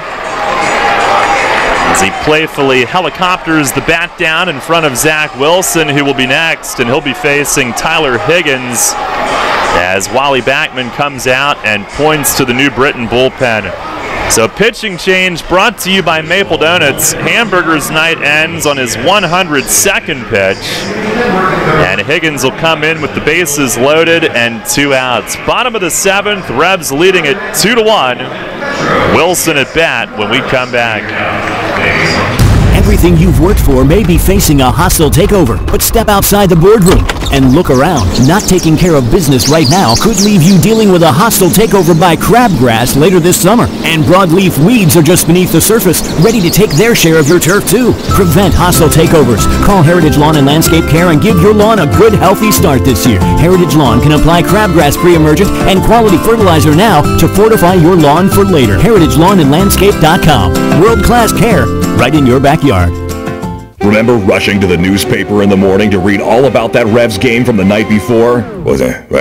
Yeah, that was a long time ago. We barely remember that too. Sports Radio 1350 is your home for local sports, and we're taking care of that news void in your life. Get your York Revolution game articles delivered right to your inbox every morning, courtesy of WOYK. Simply log on to YorkRevolution.com and click to sign up to receive daily game recaps right to your inbox. Keep up to date every day as the York Revolution go for another Atlantic League title. We're your source for local sports. Sports Radio 1350 WOYK. First in York, first in sports. Money and business are essential to the strength of a community. So is cheering and celebration and music and fun. That's why York Revolution games, concerts, youth sports, special events, and more happen at a place called PeoplesBank Park. PeoplesBank has been serving York County for more than 150 years. Always cheering, always celebrating, always committed to the things that make York County great. And to you having a great time at PeoplesBank Park. People's Bank, member FDIC, equal housing lender. Zach Wilson digs in. Right-hander Tyler Higgins comes on with him loaded. And 2 outs in the 7th. Revs up 2-1. First pitch is a fastball and a very generous outside strike given to Higgins. Wilson tonight 0 for 3. A deep fly out, 2 pop-ups since. He stood there and slumped his shoulders in disgust upon that strike. The 0-1 and another one. Similar spot. It's going to be a tough pitch to hit. It's 0-2. Well, this is a situation where the Revs would love Wilson to find a gap here and clear the bases, make it a 5-1 game, give him some breathing room here in the late innings. Higgins has his sign, the stretch. The 0-2, and a swing and a miss. Fastball, Wilson slams the bat down, and you can certainly understand the frustration. Revs turned aside in the 7th inning. No runs, 2 hits. They leave them loaded. Higgins comes in on 3 pitches. And we go to the 8th. It remains York 2, New Britain 1. Hear that? It's the sound of summer. Sound nice? Call Kona Ice. We do it all. Schools, sporting events, parties, both corporate and birthday. You name it, we'll be there. We bring the party to you. If you need a little bit of fun in your life, we're the shaved ice truck for you. Oh, and we fundraise too. This summer, cool down with Kona Ice. Give us a call at 1-800-KONA-ICE or visit us online at www.kona-ice.com. Kona Ice. Flavor our world. What's the simplest, easiest, freest way to get in shape? Walking! That natural walking motion is great for almost every body, but not every shoe is great for walking. Flying feet. Flying Feet sports shoes carries the shoes designed to function best, whether you're out for an invigorating stroll or you're humming along at a serious fitness pace. Walking and fitness shoes that'll do the trick, including a variety of widths and hard-to-find sizes. Walk with name brands like New Balance, Saucony, Brooks, and Accelera. For intense fitness workouts, try shoes from Asics, New Balance, Rika, Saucony, and 361. Flying Feet's selection is great, and the service is even better. With personal attention many stores are lacking. Some stores sell shoes, Flying Feet fits them. So take life in stride and do it in style with comfortable walking shoes and fitness shoes from the Sportswear Specialty Store without specialty prices. Flying Feet sports shoes. Flying Feet. 1511 Mount Rose Avenue, York, just off exit 18 of I-83. This is Hall of Famer Jim Palmer. You're listening to York Revolution Baseball on Sports Radio 1350 WOYK. First in York, first in sports.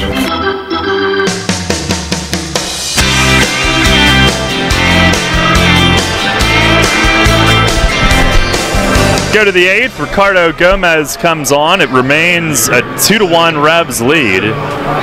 Frustration abound for the offense in that 7th inning. Mitchell hated his strikeout call. Wilson didn't care, can't imagine, for the first 2 strikes and then went down swinging. Revs left them loaded. They've stranded 8 tonight, but lead it by 1 run. Ricardo Gomez in. Nina up first, number 9 hitter. And Gomez missing outside off the glove of Cruz as it rolls away. Ford and Skelton at the top of the order do as well.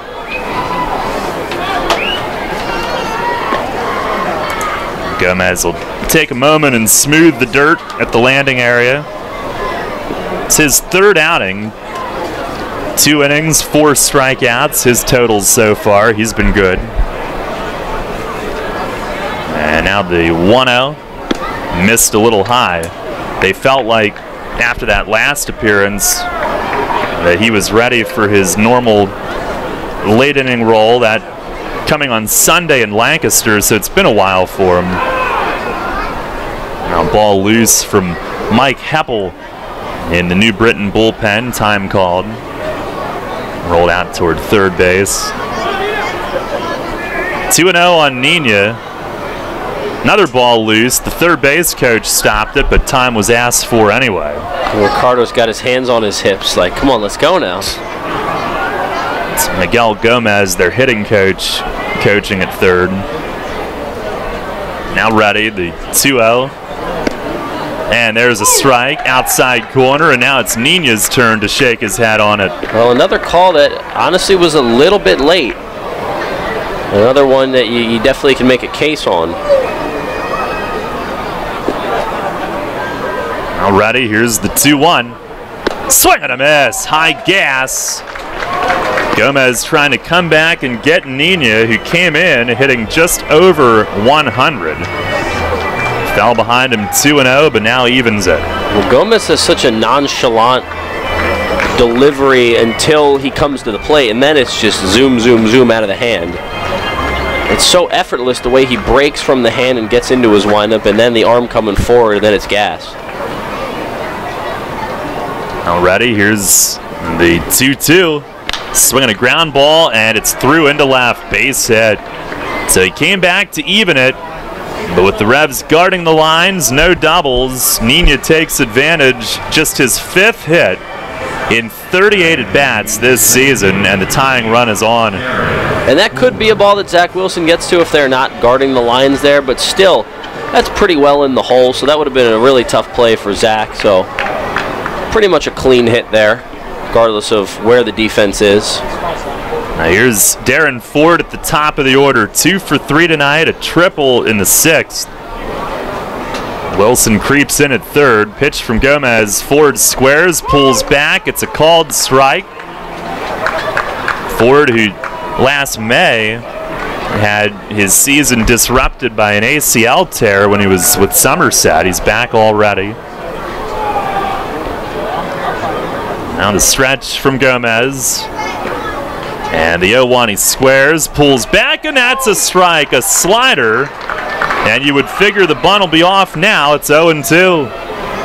And even though it was another strike, that's a good pullback by Ford. It's really tough to bunt a breaking pitch, especially a slider. And in a case where you don't want to pop one up or bunt one too hard back, better for a guy like Ford to pull back. He already has 2 hits tonight with the bat. Gomez ready. And the 2-strike pitch, slider dives low. 2-1 York, tying run at first base here to begin the 8th. Well, slider low and away there. He tried to get Ford to chase. Ricardo, so good with that fastball, might come back something inside. Try to jam Ford, maybe get him to hit something on the ground, potentially into a double play. Revs guard the line with Wilson again, and Gomez, a quick step off, stares over. Each team now with 6 hits on the night. Well-pitched game. Gomez ready. The 1-2. Breaking ball hit in the air in center. Witherspoon measuring it. Coasts over toward right center a few steps. He's got it. Fires it in quickly. 1 down here in the 8th. Big out right there. Allow the leadoff man to reach. You have to come back and get the second hitter of the inning. Gomez did that, kept that slider low in the zone, and kind of an awkward swing from Ford there. All he could do was hit a lazy fly. We'll bring up James Skelton. Our York Mitsubishi out-of-town scoreboard, Lancaster up 10-0 at Somerset in the 6th inning. Dave's happy. They'll be really happy. Here is Skelton, first pitch, fastball, that's in for a strike. Radar gun not up on the board tonight, but Gomez looking pretty good. Skelton, a double play grounder, a fly out, and a strikeout tonight. Tying run at first with 1 out, Nina the runner. Burgess holds the stretch, the 0-1. And he paints the outside corner. Strike 2 called. Gomez has Skelton down in the count. Now he can throw another, I guess you can call it a waste pitch, try to go down in the zone and see if he'll chase, or go right back to him in the zone and try to overpower him. Stares in and ready. Now the 0-2. Swinging a chop at first. Burgess cuts it off on the run. He throws to second. Dead back! Got him at first! A 3-6-1 double play! And the Revs will take this lead to the 9th inning tonight. Gomez rolls the twin killing, and Burgess runs it down on a chopper way to his right. Throws on the run to second, and Dent back to first with Gomez there on the cover. 3-6-1 inning-ending double play. Brilliantly done. And we go to the bottom of the 8th. Revs still lead it 2-1. Hey, it's the good-looking genius at Broadway Transmission. You know what really grinds my gears? perfectly good cars being thrown away just because the transmission went bad. My mind slips into overdrive when someone says, I'll just get a new car before I spend that kind of money on a transmission. What? According to Kelley Blue Book, the average price of a new car is $32 grand. Now you're going to finance that, right? There's another $6 to $8 grand. And if you drive it off the showroom floor, it loses 20% of its value immediately. Don't forget, you also have to pay sales tax, higher insurance rates, title and registration fees, and come up with $600, $700, $800 a month depending on your interest rates for 5 years. And remember, you will still have to pay for the upkeep of the car. Brakes, tires, wipers, fluids, etc. Stop! Trade your transmission, not your car. Thanks, good-looking genius. You're welcome, ma'am. Broadway Transmission. We'll get your shift together and save you all that dough. Visit us on the web at BroadwayTrans.com or stop in and see how it's done. The York County Solid Waste Authority is a proud sponsor of Go Green Night at the York Revolution on June 9th. The first 2,000 fans through the gate will receive a free eco-friendly cloth shopping tote. We call foul on plastic bags, and you should too. Visit www.ycswa.com for more earth-friendly tips. That's www.ycswa.com. Garbage is power. Local sports on WOYK are brought to you by Maple Donuts, York's great-tasting family tradition. Hi, I'm Joel Embiid of the Philadelphia 76ers. Catch Sixers basketball all season on Sports Radio, 1350 WOYK, first in York, first in sports.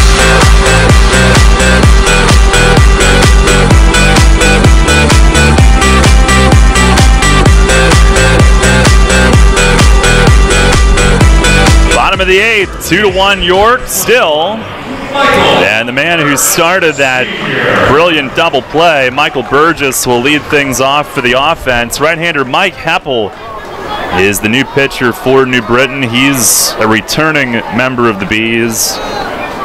Burgess 0 for 3 tonight after a red-hot road trip. 2-1 York. Heppel will work from the stretch.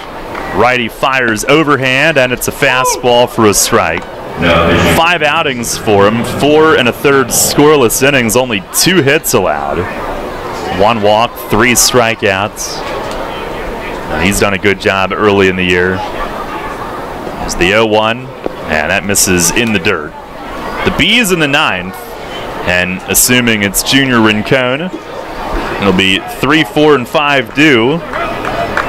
Romero, Brignac, and Galvez, so he'll be facing the heart of the order. He was excellent on Wednesday. Here's the 1-1, and that misses low on Burgess. Who for York will be followed by Dotel and Silva here in the 8th.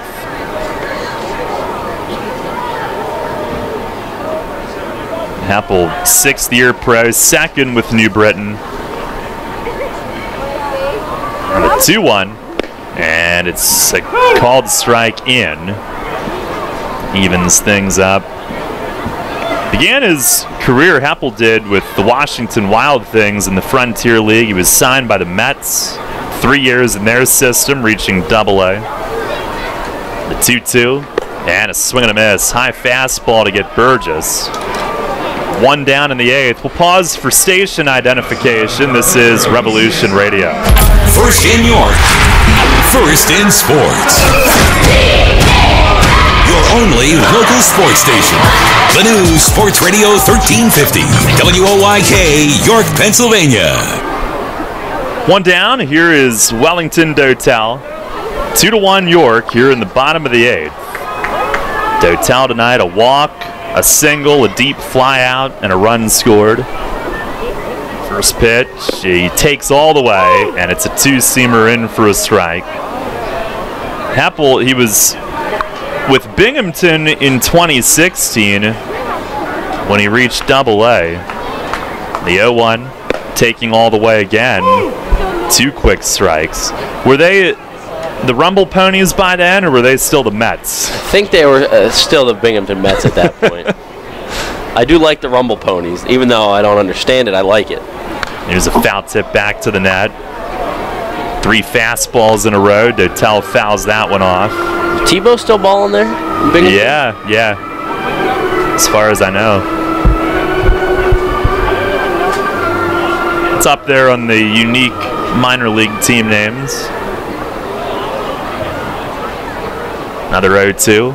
And he really got in on him, and Dotel fights it off. What a job. He just about knuckled that ball over toward the Revs dugout on a couple of bounces.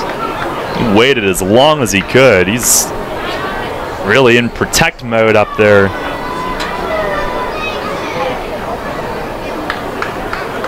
Each team, again, just 6 hits. 2-1 York leading. Another 0-2. And it missed inside. Dotel yanks those hands up out of the way. He holds them about as low as any hitter will. And out away from his body, out over the plate. Very unique stance before he loads up. 1-2. And he swings and fouls this one off over the first base roof. Back at it tomorrow, 6:30. We'll be on at 6:10. Tomorrow morning, Central PA Game Day with Steve Navaroli and Brett Petrek, not prevented by Neighborhood Sure Save Markets, but actually encouraged by them, not prevented. Heppel ready again, but his catcher called for time. Fireworks tomorrow, the t-shirt giveaway presented by the law firm of Daly Anstein. We've got the Heritage Lawn and Landscape Care table out front again. Pitch, that's in the dirt, 2-2.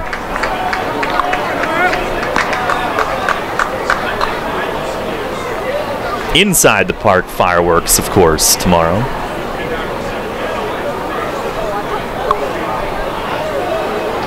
Heppel again ready. 2-2, and a swing and a foul back over the roof again. Dotel continues to fight. Well, Darryl, you mentioned the Binghamton Rumble Poners earlier. Atlantic League veteran Val Pescucci's their hitting coach. Oh, connection right there. Yeah. Back when you were a diehard River Sharks fan. Of course, of course. Talked to Val a couple times down in Camden. Pitch, that's just outside. Good eye from Dotel. A full count. Tim Tebow still on the roster. All right. An update there. Sure that helps attendance. 3-2. Swing and a miss. Heppel wins the battle. Dotel didn't go down without a fight. 2 outs in the inning. Going down swinging, it's all you can ask, getting deep in the count. But these relievers, these 2 relievers for the Bees tonight, 3 strikeouts. The only 3 batters they've faced, Higgins and Heppel combined. Revs Baseball brought to you in part by Wolf's Bus Lines, the official transportation provider of the team. Here's Ruby Silva.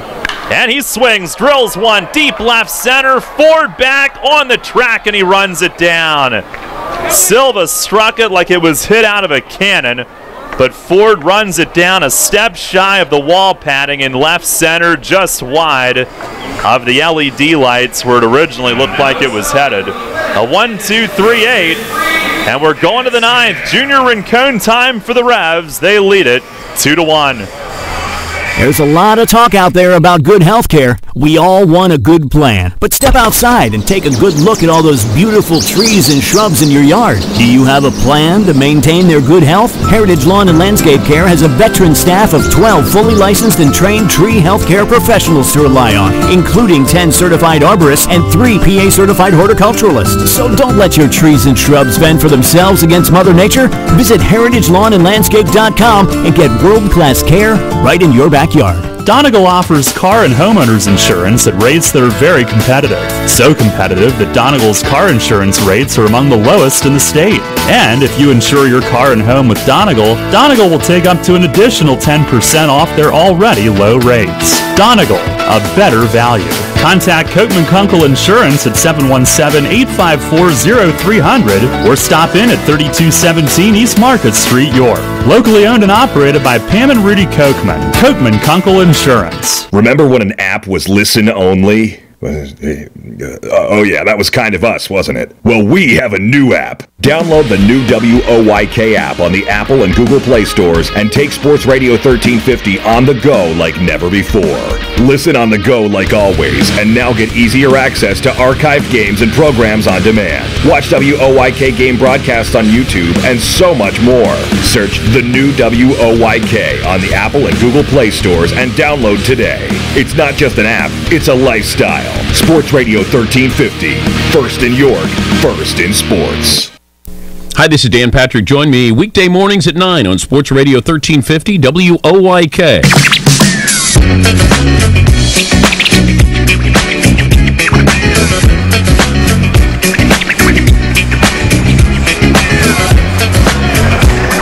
End of the ninth, Junior Rincon looking for save number 3. The Revs lead it 2-1.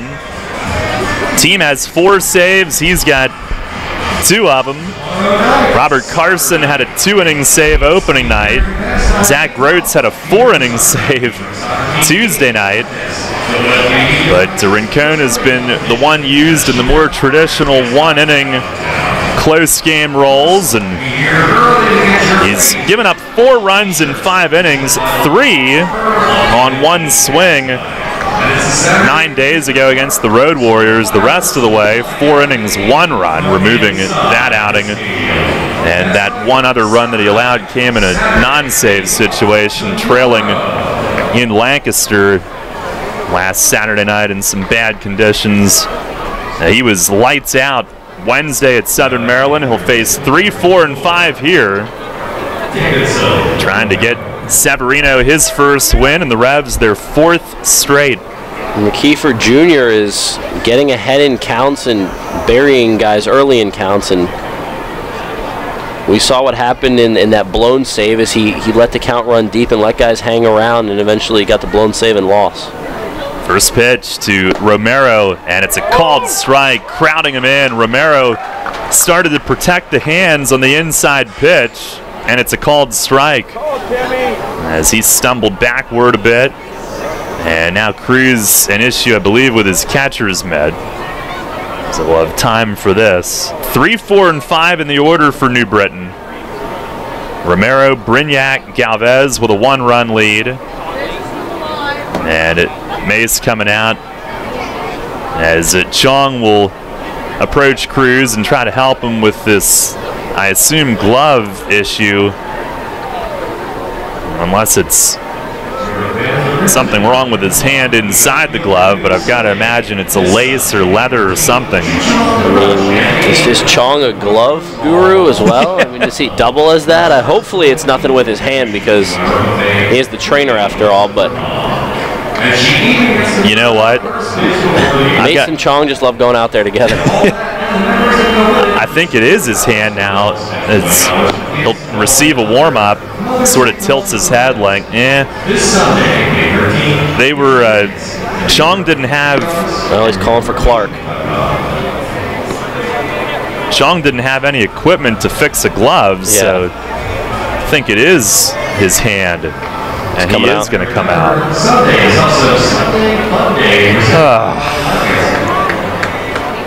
It's unreal. It never ends. It really does. It never ends.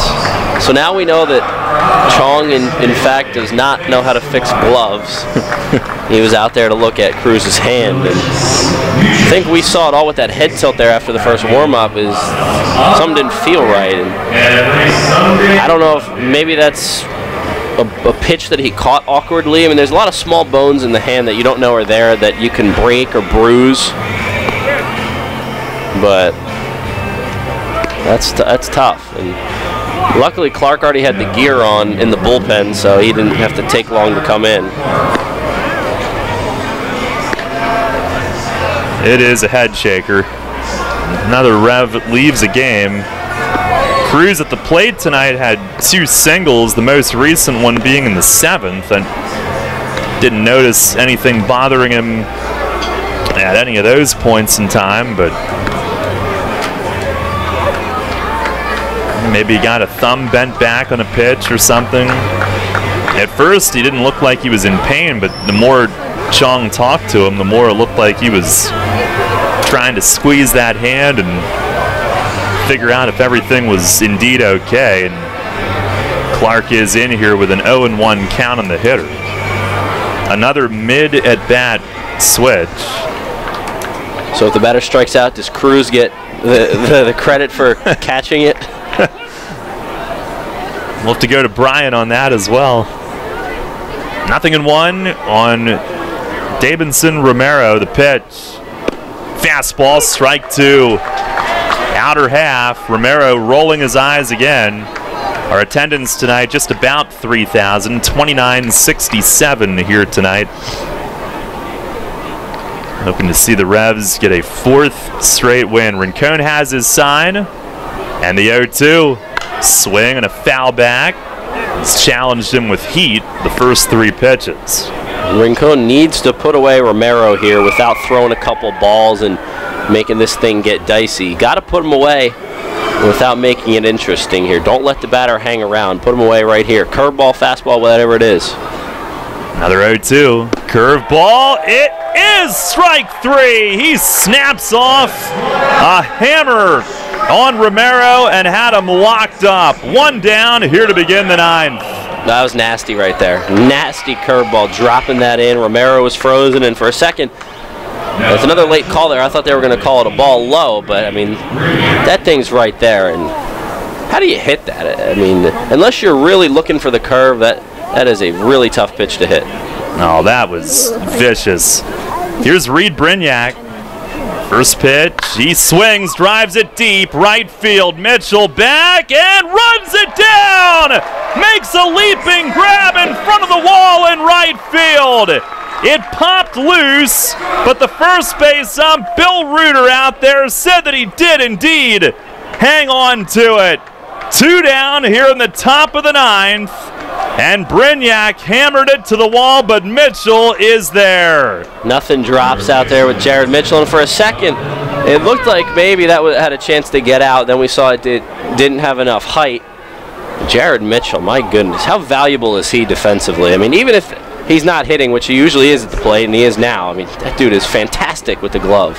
And here's Galvez, revs an out away, and Rincon pumps a first pitch strike. You got to love it as a closer to have that defensive presence behind you. Now to stretch, the 0-1, and a curveball, strike 2. He snaps off another hammer. That thing looks unhittable. The movement is astounding. The 0-2. Oh, up and in with a fastball near the ear. It went off Clark's glove to the backstop. That gave everybody some pause. Yeah, and that's really close right there to hitting Galvez. And you don't want to put a runner on via hit by pitch. I mean, that's the next worst thing to a walk here in the 9th with no one on and 2 outs. Outfield about as deep as they can be. All out near the track. Rincon stares in, has his sign. And the 1-2. Curveball missed high and wide. And the thing about that curve, it is so sharp and thrown with such velocity. Downward movement is off the table. It's got some sideways bite as well. So tight and sharp. He's ready. Now the 2-2. Check swing. He went, and the ball game is over. Fastball got him.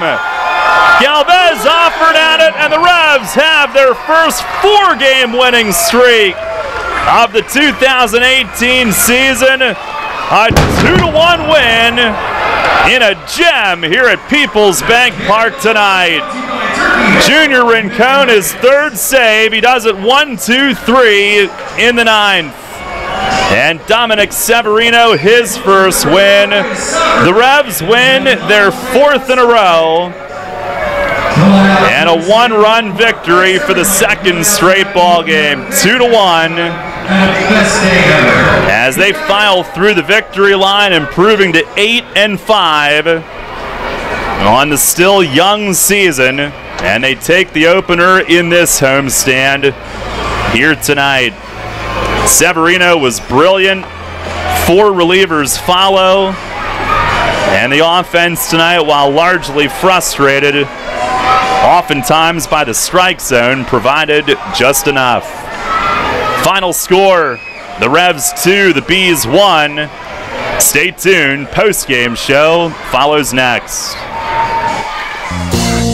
You'll always hit it out of the park with great Best Yet products from your neighborhood SureSave stores. Like party platters with $18.93 deli items. Team up Best Yet hot dogs with Best Yet kettle cooked chips. And get Best Yet 12 packs of soda and Best Yet Rising Crust pizzas at Saubles Markets in Shrewsbury, Stewartstown, Whiteford, and East York. And at Nell's Market Fresh Foods in Spry. Remember rushing to the newspaper in the morning to read all about that Revs game from the night before? Yeah, that was a long time ago. We barely remember that too. Sports Radio 1350 is your home for local sports, and we're taking care of